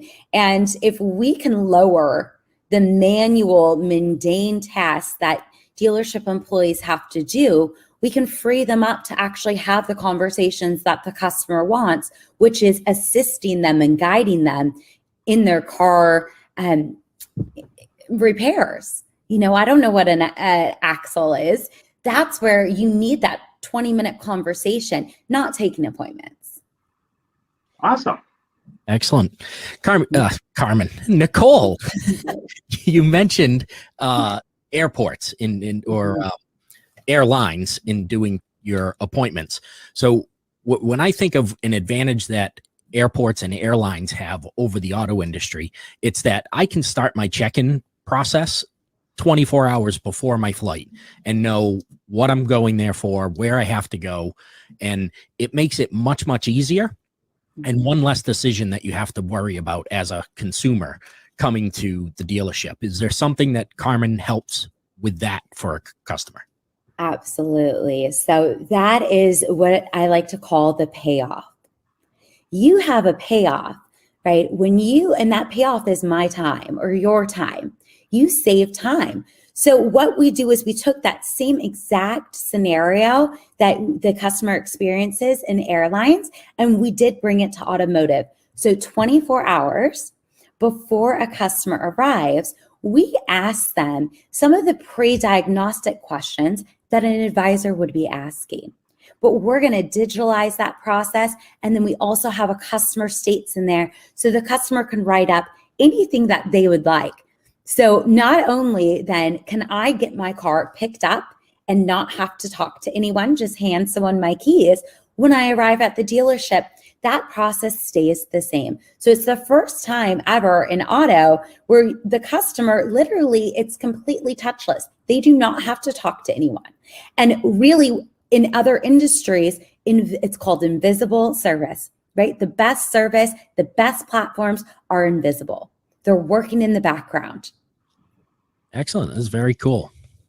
Yeah. No, and I guess another great thing about that is that they're confirming also that appointment the day before, because how often is there no service reminder and service day comes and goes, nothing happens. The customer forgets or they get tied up. They don't show up and they may not get a call until the end of the day when it's too late to do anything about it. So yeah, that's really cool. I like that. And that also brings up a great point too. We'll have, if it's past an hour, we'll even text them, hey, are you coming in today?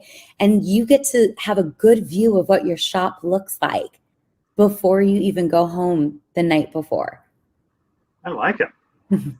Another thing that I find is that companies like Amazon have changed the way we do business. We used to be car dealerships. Now we are retailers just like everybody else. And what I like about Amazon is that they're here several times a week, every week. And when I go to buy something, they know my buying habits. And when I'm looking for a particular item, based on what I purchased before, they make suggestions. For instance, customers that purchased this have also purchased these items. And I'm not going to lie, there's a lot of times that I find value in that, and I end up adding those items onto my order because it's convenient. Now, I understand there's some kind of a component like that within Carmen that helps the consumers in a similar way. Talk to us about that. Absolutely. So what you just described is our version of AI. So as you know, no one has perfect AI right now. That's machine learning. And so machine learning is so valuable. All of the large tech companies leverage this. So Amazon, Netflix, that's how Netflix knows you're going to 99% like this TV show. And what machine learning is doing is it's using different, let's say, algorithms, but I like to describe them like recipes or math problems. And it's putting together the data that we already know. So what people have purchased in the past. And we're also looking at you personally. Paul, did you buy wipers in the last year? No, you didn't. And it looks like you are in Seattle and it's raining. Therefore, I know to present wipers. It's such a smart way. And that's when you leverage this type of technology, smart technology, this is the difference between your iPhone and your flip phone, right? It really understands and knows you as a consumer, and we get to, and as the vehicle, we know the vehicle. There's two different components. And so when you put those two components together, you have a perfect customer experience. And what does that mean for you as the dealer? Your opening RO value goes up because we are upselling at the time before the customer even arrives. We are presenting them with extremely pertinent upsells that they would want and predicting what they need. So you get a higher opening RO. So if I go to schedule, let's say, an oil change, my car has 30,000 miles on it. Carmen knows that, yes, you need an oil change, but the car is also due for perhaps a tire rotation, particular, inspections, right? Things like that. Absolutely. And the possibilities are endless. You can sell maintenance packages. I know you have Permashield, right? We can sell Permashield.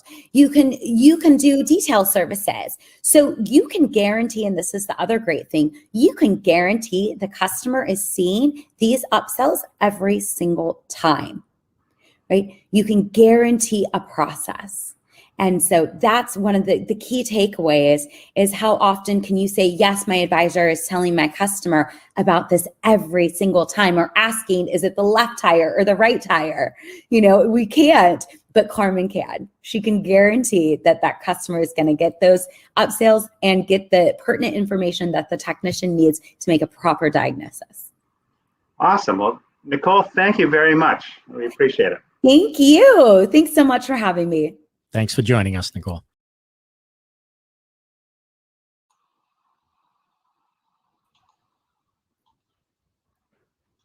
Wow. There's a percentage of customers that will not come into the store if forced to deal with a person. It's just a fact. I don't know what the exact statistical number is, but it's a fact. And I actually learned that on your Fixed Ops Mastermind, Dave. I think when Nicole was on. I didn't realize that before, because I'm not going to lie. At first, I wasn't really for it. I saw it as some sort of a replacement, when in reality, it's not a replacement, it's an enhancement, right? So if a percentage of your customer base will not come in, and before we even delve into what that number is, remember that only 3 in 10 customers that you've sold cars to come back to a dealership for service. Only 3 in 10. Only 1 and 1.8 come back to you, the person that sold them that car. That's a very small number. We could talk for hours about why that is, but my point is, so if you further limit your audience by making them do something they don't want to do, you're shooting yourself in the foot. And another thing that I picked up from it was that I know that dealerships, they book appointments, they make appointments, and everybody's life is busy. Sometimes it's not that we forget on purpose. We don't want to be mean people. I don't want to miss my service appointment on purpose, but life happens. And in the course of my work, I need to, once again, do discovery to see what dealers are doing, to see whether or not there are opportunities for the vendor partners that I have on the website. And what I have found is that there are some places that only do an email reminder, or you'll get one message from them via email that you've even made your appointment. Now, guess what? I am somebody that's into technology, so I have the foresight of checking my spam folder with regularity to make sure that real mail didn't make its way into spam. But a lot of people don't do that. So if the only way you're going to communicate to me is by just sending me one email, or even a confirmation email, and I never get it, and if your life is like mine and it's busy, and I miss my service appointment, it does you as a dealer no good to send me an email, another email at the end of the day to find out where I was, or to call me at the end of the day where you can't reschedule it. And Carmen, with that 24-hour ahead of time check-in, that's brilliant. How can you not remember what you're going to do tomorrow when you confirmed it today? Exactly. Am I missing something? And not only confirmed it, but you told them what's going on. You were able to voice what you needed done with your car before you even arrived. And when we look at the new process of a vehicle being picked up, how do you get that communication? Because there's a gap, right? Wait, we picked up your car. Now I have to call the customer and figure out what's wrong. This is where the partnership between like Carmen and AutoThink could be is so strong, because we pre-ask the questions that would be done in the drive, but we do it digitally. Just you think of a kiosk, right? But what's the point of the hardware when we all have kiosks in our hands? Right. The customer has it in their hand. So that we're diagnosing, and at the end we do that what we call e-commerce. You've heard of e-commerce, but then you upsell things like your warranty. We just talked about the warranty. What a great place to present, or Permashield. Yeah. Like, it's just dollars amount and a guaranteed process. That's automated. Yeah. And Paul and Nicole, as you guys stated, there's a lot of people that do not want to come into the dealership. And as dealerships, we have historically dictated to people how they will deal with us. Right. And that's one of the reasons that those numbers, Paul, are so small for the people that return to the dealership. They want to interact with us the way they want to interact with us. If Amazon was another Walmart, would you necessarily buy as much from them? Probably not. But they've given you a way that you wanted. Maybe you didn't know you wanted it originally, but that you wanted to be able to make your retailing experience easier. And that's something that you guys are providing.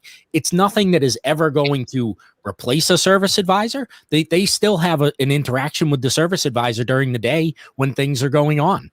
It's just giving a person another way to be able to deal with your dealership without having to actually physically talk to a person, which some people don't want to do. It is that technology that levels the playing field for the advisor. I mean, if you look at the consumer versus the shop as an hourglass, you know, you've got the high demand of the consumers wanting to get through to the shop and get their vehicles fixed, but they've got to go through that advisor. And this tool really leverages that advisor, right? Absolutely. And I like the fact that by respecting that percentage of your customer base as far as how they prefer to do business, that's just freeing up your advisors to spend more time doing the things that they need to do for those customers that do want the interaction. I mean, you want to cut down on your incoming status calls, which tie up a lot of people throughout the course of the day. There's no easier way to do it than give somebody the tools or the time to be able to proactively let them know, you know, your car's in the shop, whatever the case may be. Yeah. I mean, and it just expand without hiring too. You know, I hear so many dealerships struggling getting an hourly employee or just more service advisors. If we can take some of those mundane tasks off their plate, can then the service advisor handle more cars per day? Yeah. And spend the time doing what a service advisor is intended to do, which is sell. And I know service advisors don't like to think of themselves as salespeople, but they are. They're selling. They're not selling a physical car, but they are selling the service on the vehicle. They are selling, as Tully would say, the hours during the day, and they need to focus on that. And too often, the process is skewed to it, spending too much time doing something, maybe a walk around in a drive with a customer that doesn't even want to be there. So why not give them that time back to do what they were brought there to do originally, which is sell for the dealership? Yes. Yes. And educate and make that customer feel comfortable, build that trust again. If you ask them why they don't go to a dealership, they all say, well, I don't trust them or they're expensive. The customer needs that hand-holding education, but we need to have that. I love you said time. I'm thinking time back machine. We're going to give you that time back. Yeah, that's the resource none of us can get more of, right? So everything that we can do, all of this technology is all meant to enhance the process that we have and enhance the job that we can do for our clients. And it's not meant to ever replace the job that we're doing for our clients. It's just there to enhance it and help us with time to get more time during the day to turn more profit for our dealerships. Yeah. And you know, here's the thing. I use my phone to do banking on. It's easy and convenient. Okay. Of the few times that I have to go into the bank, no joke, the last 2 times that I had to go into the bank, it's in the supermarket, even though the hour said they were there, guess who wasn't there? The bank employees. So I drove there for nothing. And not only did that happen once, it happened twice in a row. So for me, if I can avoid having to talk to that person at the bank, then I fall within that percentage of the people that don't want to speak to somebody. At the dealer level, I prefer to speak to somebody because I want to be guided through the process. And my dealer and my local service place, A1 Auto Repair, they're phenomenal. I love talking to those people, even if it's just to talk to them, not to even bring anything in for repair. I just love and respect them, right? But there's that percentage of people that don't want to do that. So yeah, great stuff. Thank you. Now we make the customer experience easy with your software. Now let's look at a company that makes the dealer's life easy, because we all know that this is something that they all struggle with. So stay tuned.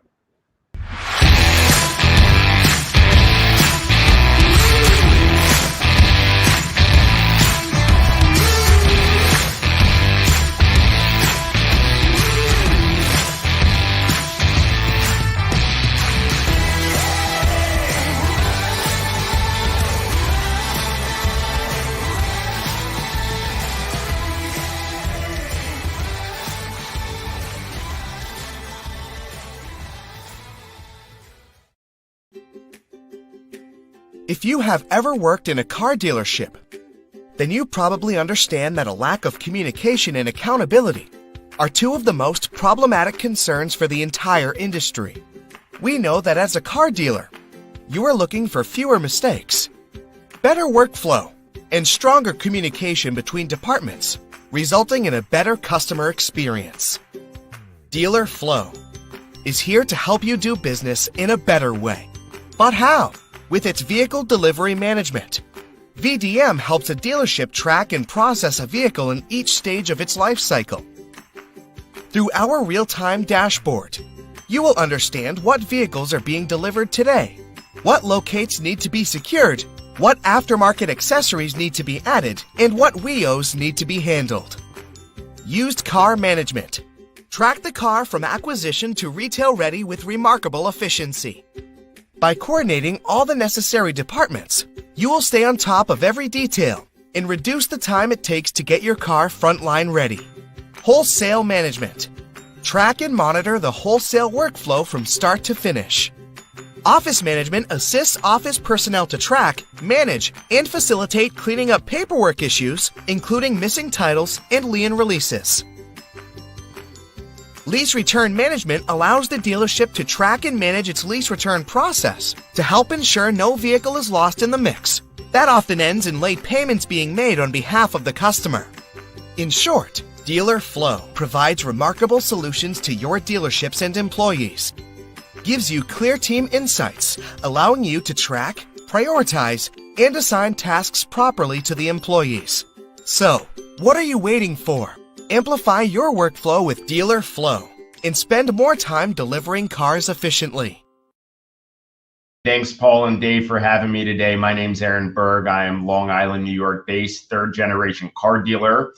Currently own and operate 3 car dealerships, but I'm also the founder and CEO of Dealer Flow, a dealer management system that can help dealers communicate and hold their employees accountable for the right job at the right time and ensure that all departments are operating smoothly and on the same page to effectively give the customer a better experience.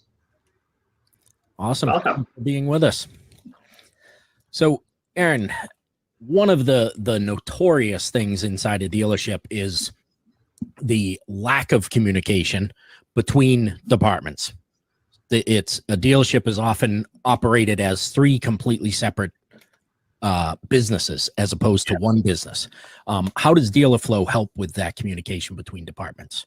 Yeah, so Dealer Flow is not only going to take each one of our departments, right? We have 5 widgets. We have vehicle delivery management. We have a used car reconditioning portal, a lease return management portal, a wholesale portal, as well as a office management portal to help with all of that missing paperwork. But not only can we send and save notes within the system for all of our employees to see, but we can also message back and forth, right? A lot of dealerships are spread out through multiple levels, through perhaps an auto mall or a campus, or even buildings on different sides of the street. So our program will allow the right people to get the right jobs at the right time, and also ensure that everybody's on the same page. As we know in the car business, there's a lot of turnover and attrition.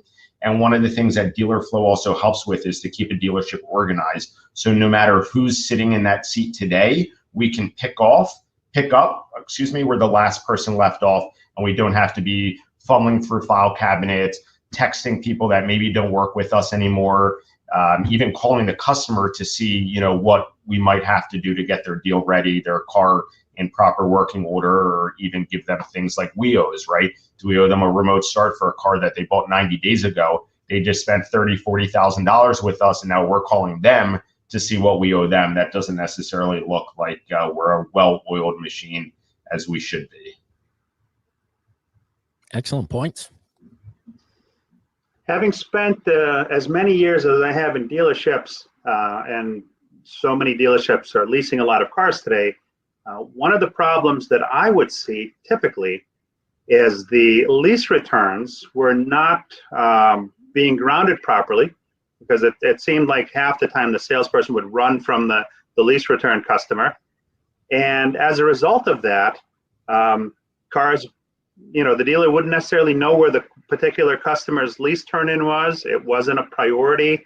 And sometimes the customers would be on the hook for additional payments because the car just kind of sat out of the way. Nobody knew about it. How does Dealer Flow help with something like that? Yeah, well, definitely a great point, Paul. So we have a widget that we call our lease return management portal. And in that portal, we can do several things. If we're a Toyota dealer and it's a Toyota financial lease return, right, we can take that car in and ground it, or we could also buy it for our lot. So if we're going to buy it for our lot, our office will get notified, hey, let's cut a check request and get that out to the bank.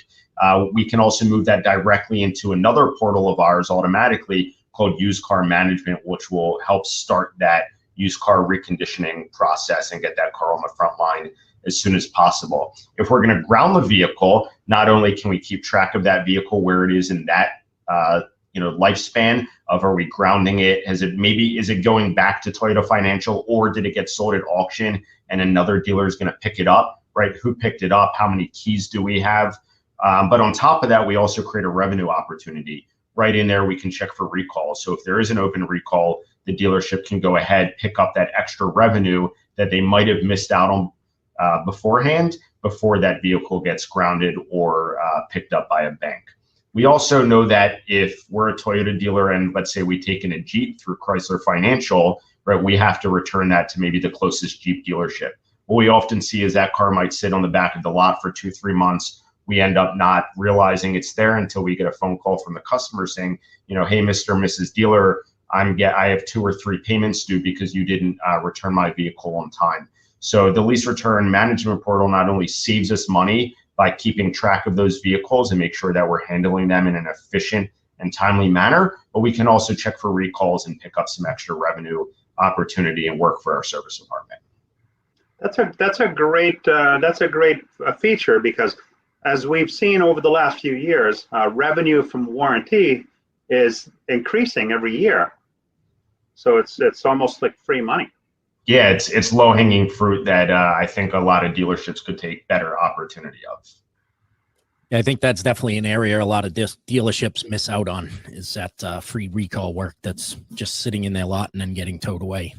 Yeah, listen, service and parts is just all about the little dials. How do we, move everything a millimeter, and it'll all add up over time and through volume. Absolutely. So, Aaron, we talked earlier about communication between the departments. So one of the things that causes that communication issue is sales writes a deal up in the front, and they talk over with the customer the milestones that are going to happen on that deal, and maybe some accessories that need to get added to it, when they plan to deliver the car, all of that stuff. And service is never told, but yet service has to fulfill a bunch of those promises. What is it that you guys do to help to keep those deals that are in the pipeline flowing with the right dates that are met?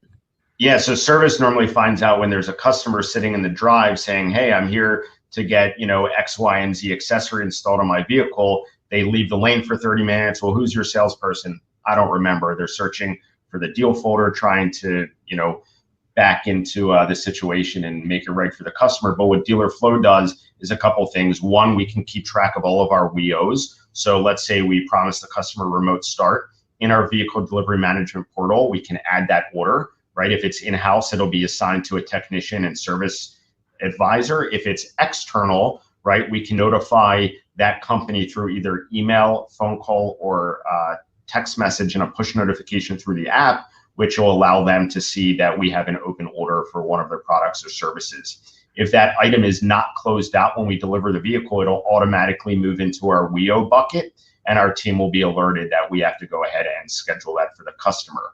On top of that, not only will it just be the service and the finance department that see it, but the service department will have access as well. So if that customer does happen to come into our service drive, they can see that information right from where they're sitting.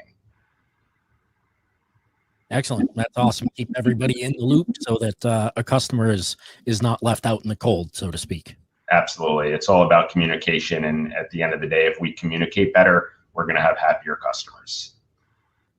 Another thing that I've seen over many years is missing paperwork. Seems to be the order of the day in so many stores. How does Dealer Flow address that issue for dealers? I think that's one of those like left side, right side brain things where, you know, our employees are often really good at selling vehicles and servicing customers, but maybe not so much on the paperwork side. So we have a portal where we can do multiple things, right? It allows our office staff to manage all of the issues, and we can either assign those tasks to an individual person or perhaps a whole team, right? We can assign it to our finance team so they're all in the loop of what's going on, right? Are we missing a signed ACV in the dealer? Are we missing a driver's license, right? Maybe we're missing a title or lien release, which in states like New York, where everything's electronic now, we have to be able to produce that within 5 days of a deal or perhaps right away, right? If we're in the partnering program. It's so important to be on top of our missing titles and lien releases as soon as possible, because if we don't have them, we have inventory that has our cash sitting on the lot that we just can't turn. So that office management portal is a great piece that allows our office staff and our finance and sales departments to communicate and have a running list of open items, who's ultimately responsible. And not only that, we can track how many days it's been open. So if there's continuous issues and sort of a cog or kink in the hose, we can address that right away. Well, thank you very much, Aaron. We appreciate you coming on. Yeah, thank you both. Thanks for being with us, Aaron.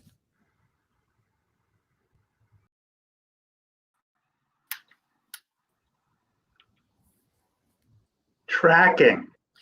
What's that? You mean you actually expect me to know where that lease return is that was dropped off 3 weeks ago? You actually expect me to know that the car that I'm delivering tomorrow is parked behind some bushes at the body shop? Really? Aaron's got a great story.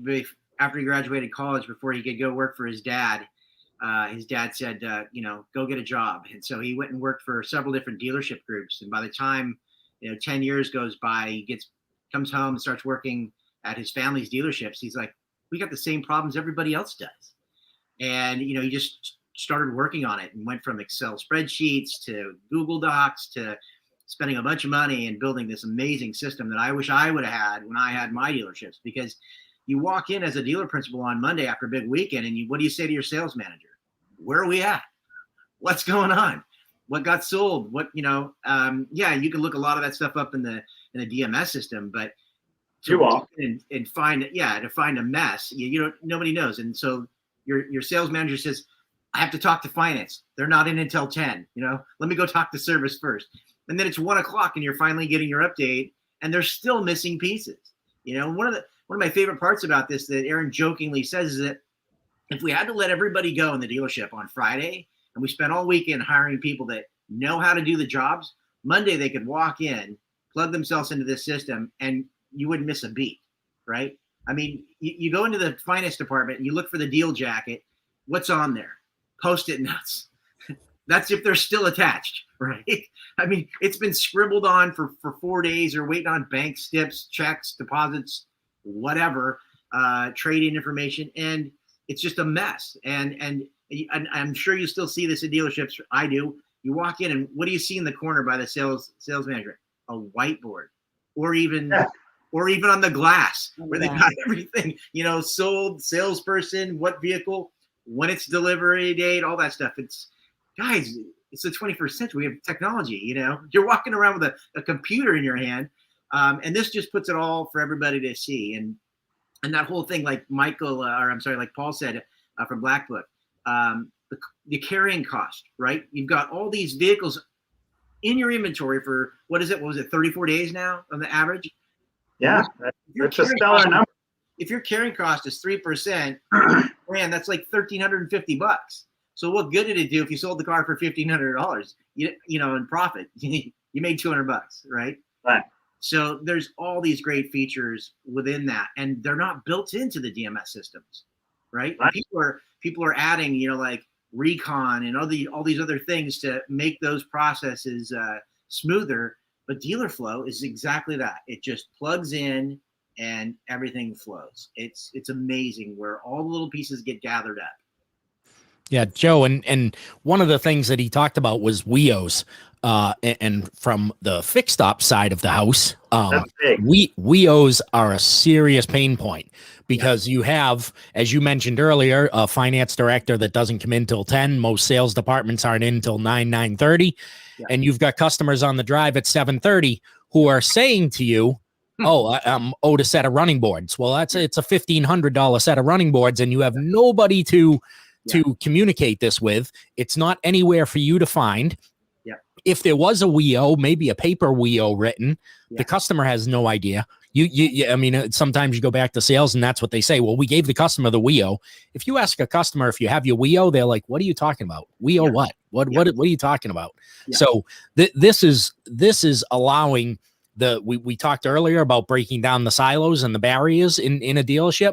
This is part of that. Right. So this is, instead of it being a sales and a service problem, now you've brought the two together where we both can go to the same place and pull the information out of the system to help ultimately who? The customer, right? The one who is paying our paychecks at the end of the day. It's amazing. Yeah. And what I hear you guys saying is time again, right? What does that mean for your absorption rate, for your productivity rate?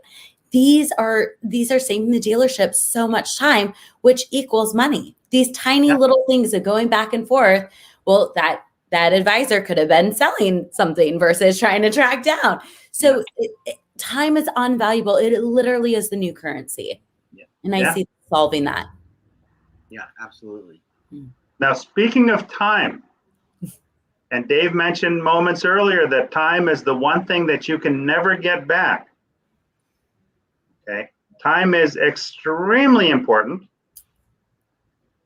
And we tend to waste a lot of it at the dealership level. Our next company that's going to come up right now handles that beautifully. So don't go away.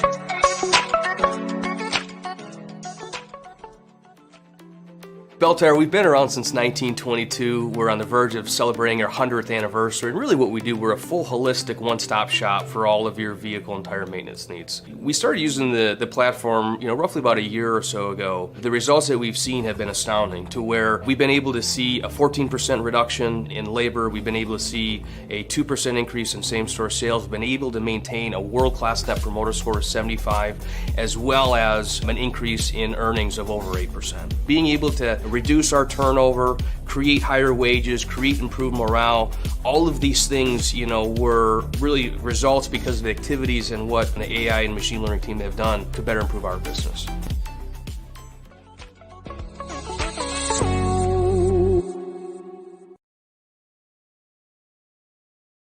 problems I see walking into a store, and it doesn't seem to matter where or when.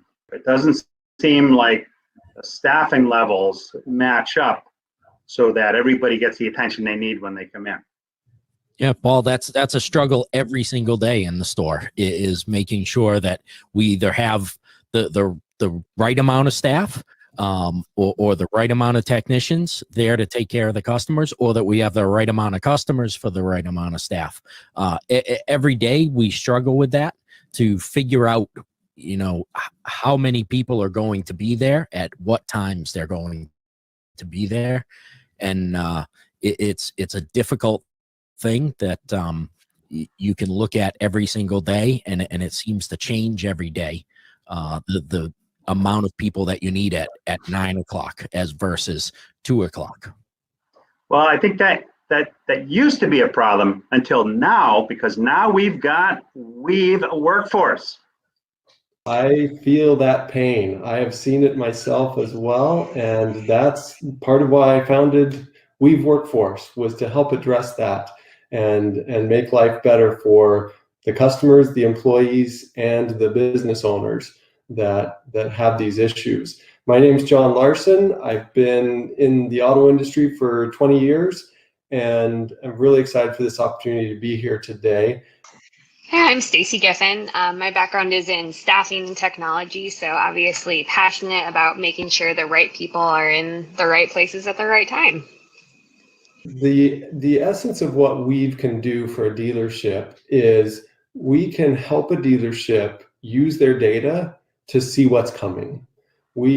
All these dealerships have so much data available, but it's really difficult to be able to use that. So we are able to tap into their operational data from their DMS system, and we bring in other external data to give a high accuracy forecast of what the demand will be. So we can tell you down to half an hour level how many people are going to be coming through the door. And when you know that, then you can staff accordingly. You can have the right people there at the right time to do the work. And there's so many benefits from doing that we can dive into over the next few minutes. Now, when you say other data, are you talking about things like weather and or holiday schedules, things like that? Yes, exactly. A lot of the automotive players that we've serviced, weather is a huge factor that drives their demand. We've also had some organizations that even the COVID cases, we can bring in COVID case counts and look at that to see how that will influence their traffic. So we have access to a lot of external data sources that we can weave together with your internal data to give you a good prediction. Stacy, one of the things that I see is keeping employees satisfied in their job roles, and one of the issues that comes up is either we are loading everything onto their back and trying to get them to get everything done, or we don't have enough for them to get done, and both of those create issues with retention of employees and the satisfaction, which obviously the satisfaction leads to a loss of retention. So how does this software help to engage an employee more? Absolutely. Obviously, you want an employee to feel engaged and to feel like they're being useful for your organization without overloading them. So by predicting and having this predictive forecast about what type of work and when the work is coming in, the right technicians are going to be in the right job type and the right timing of their schedule when that appointment comes in. So they're able to increase their productivity while still working within the realm of a normal schedule. There's less overtime hours. There's going to be more throughput and more vehicles moving through your service department when the right people are there to work on those cars, and the employees just continue to grow and become more utilized in the most efficient way by their service department. You know, one of the things that frustrates me and just about every customer is wait times. I can't tell you how frustrating it is when I've made my service appointment. I drive in, I walk up to the counter, and there's either no one there to greet me, or they haven't scheduled their work properly, and now I end up waiting 10, 15, 20 minutes. And I'm thinking to myself, I made a specific time appointment. You know, that's frustrating. And Paul, you get you get that dealership excuse. That was your time to speak to the advisor, right? Not to get your car worked on. Yeah, the customer doesn't really care, right? They know they're coming in to get their car fixed. They don't care if you have a sequence that you're planning for them. But if they're waiting, they are frustrated, like Paul. My mom actually just said she went to get her car serviced, and she was like, the people were just like standing around talking to each other. And I was like, when are you going to serve me?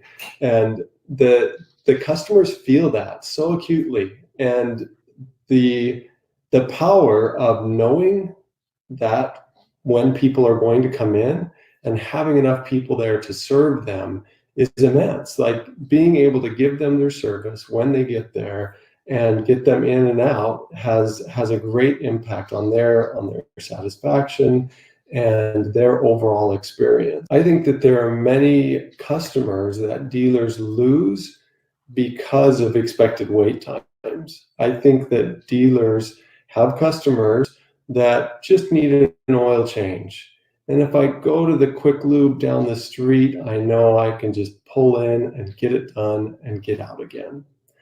If I go to the dealership, I'll probably have to wait 2 hours to get it done. And that can be the point at which you lose a future customer. So making sure that you can deliver that same level of service that the quick lube is doing can be a real differentiator for you and a power to keep your customers happy. And that customer loyalty may also translate. I mean, you might not just lose them in the service department. Maybe they decide to go buy their car elsewhere next time because they suffered like this poor experience from customer service in your service department. Yeah, the service department has to be there to drive customers back through to the sales department. It's the only way to make that happen. To make success happen.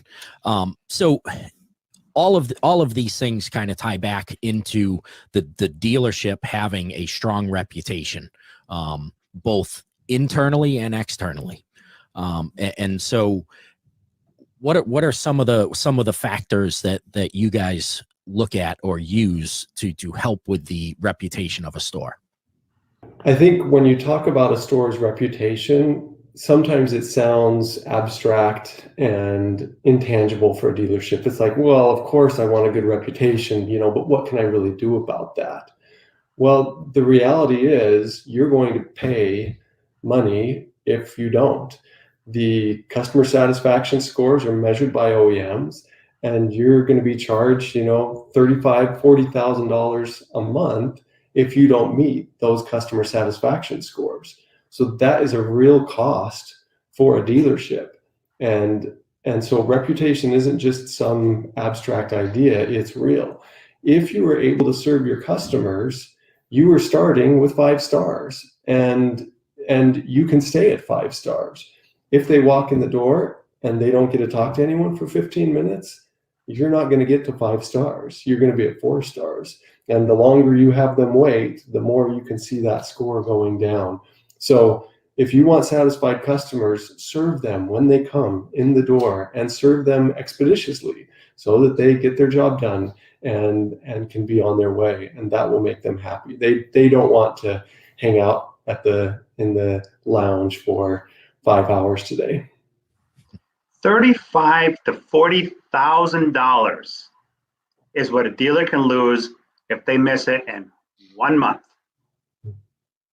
Anybody from upper management ever come down and remind you, Dave, if perhaps you didn't hit it that month? Yes, Paul, I've had a couple of those gentle reminders from management when a store does not hit its CSI targets.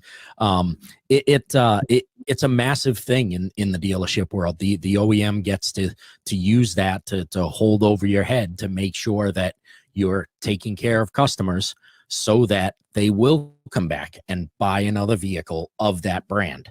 I mean, that's the ultimate life cycle is they purchase a car, they get it serviced there, they purchase another car there. And that's what the OEM is after. John and Stacy, this is more than just the typical scheduling software though, right? I mean, anybody can look at a schedule and say, okay, tomorrow I have 15 people here. I have to make sure I have 4 advisors, X number of technicians, but you guys go much deeper than that, right? Yes, we do. Dave, it was interesting when Weave Workforce was first conceived, it was actually just the forecasting engine, and it would tell people how many people you needed on staff. And that delivered immense savings. We were actually doing it for an aftermarket automotive retailer, and they saved 14% on their labor costs just by looking at that forecast.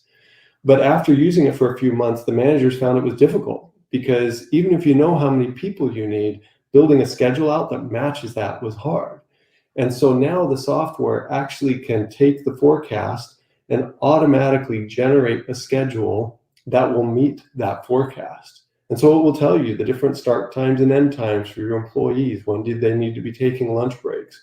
And just by making it that much easier, then the managers were like, wow, how would I not use this? You know, I used to spend an hour or two a week trying to come up with the schedule. And, you know, I knew it was imperfect, but I kind of knew by my gut, maybe this day is going to be heavier, that one's lighter.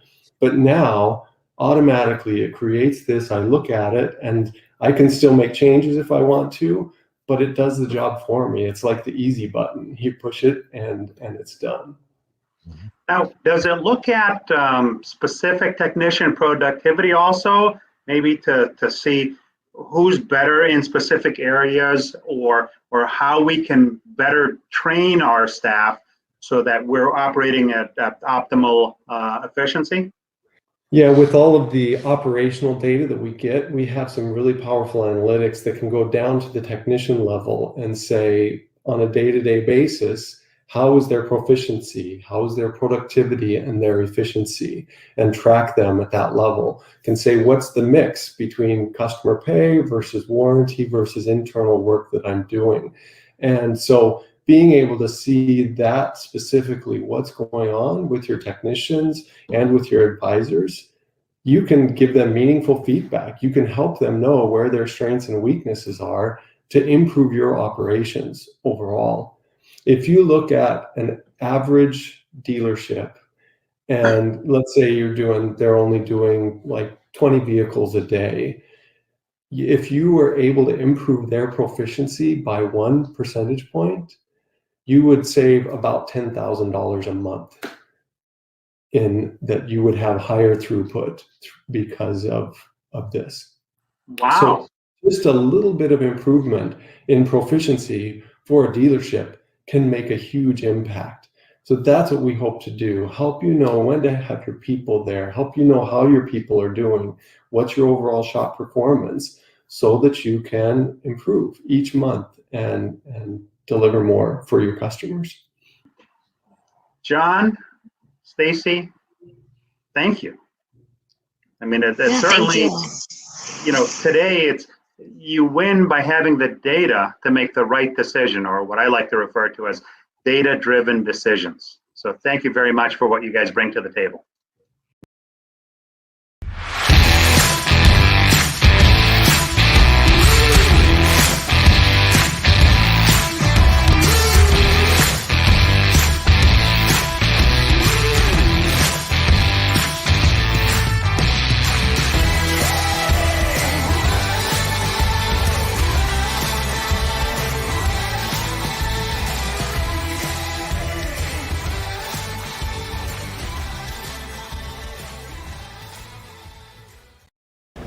Hi, I'm John Frazier, and I'm the service director here at Paulding Chrysler Dodge Jeep Ram in Dallas, Georgia.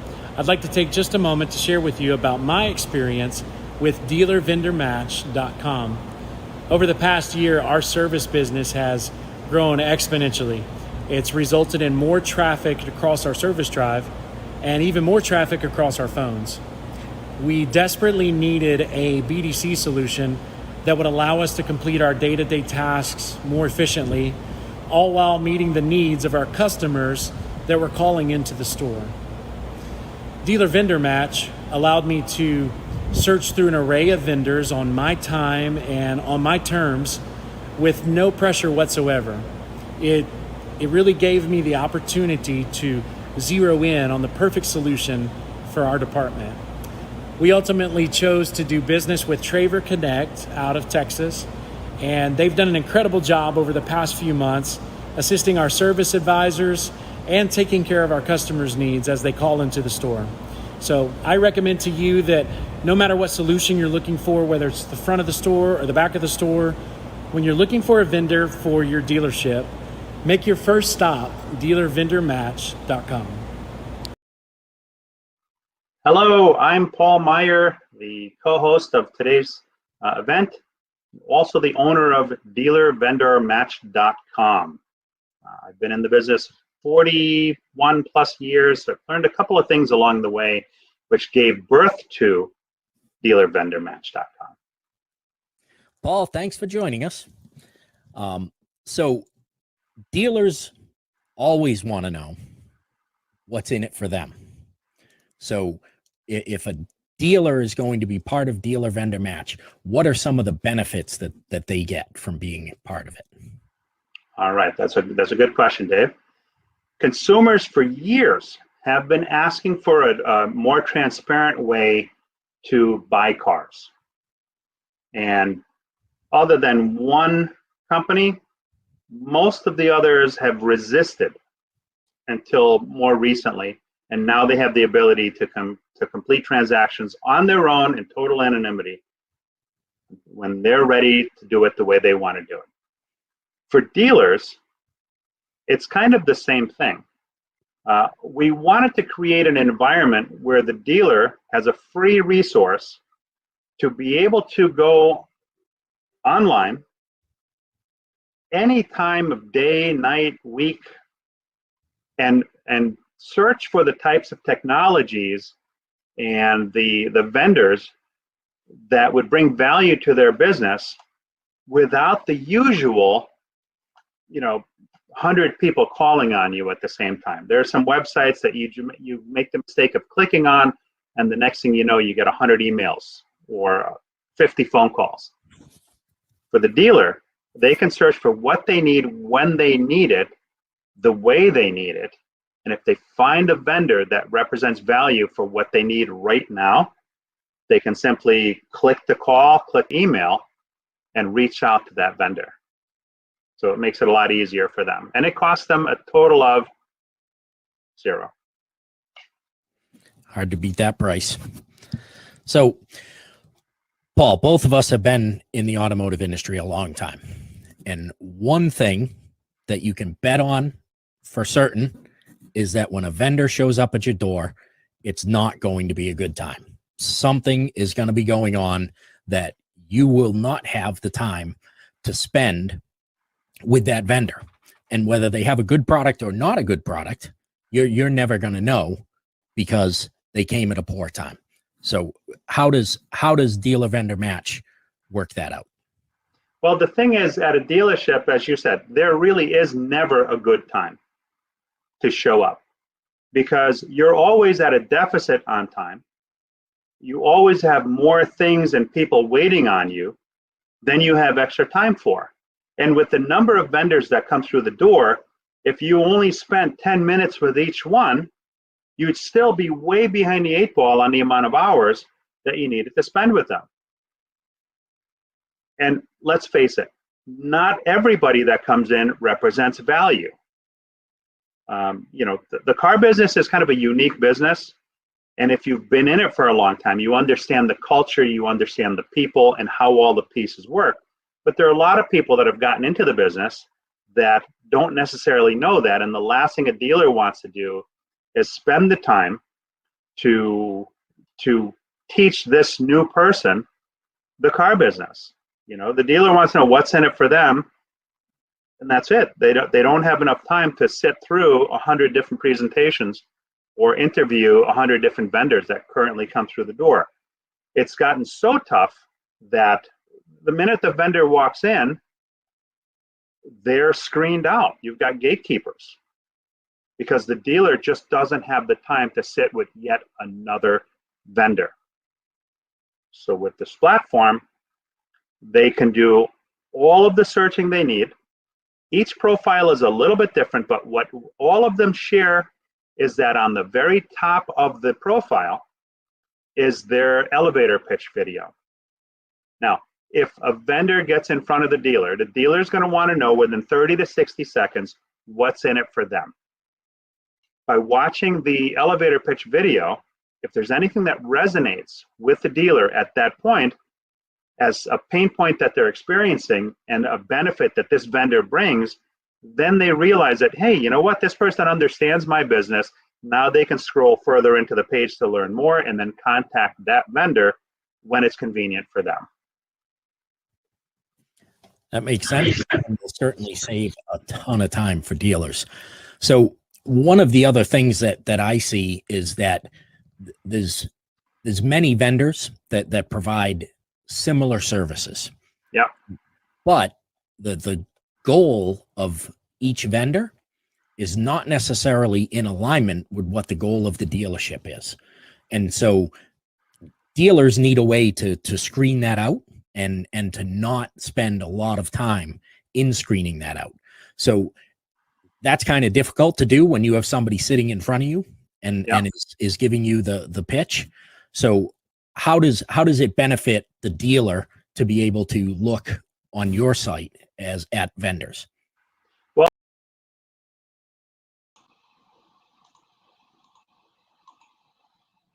I'm going to leave you with that cliffhanger, but in a nutshell, it gives them the ability to search for the technologies they need when they need them. If the dealer has 5 minutes on a Wednesday morning at 5:30 a.m. to browse the profile on their phone, they can do so. If they like what they see and hear, click the call, click the email, and that connection is made. So it's a very simple process.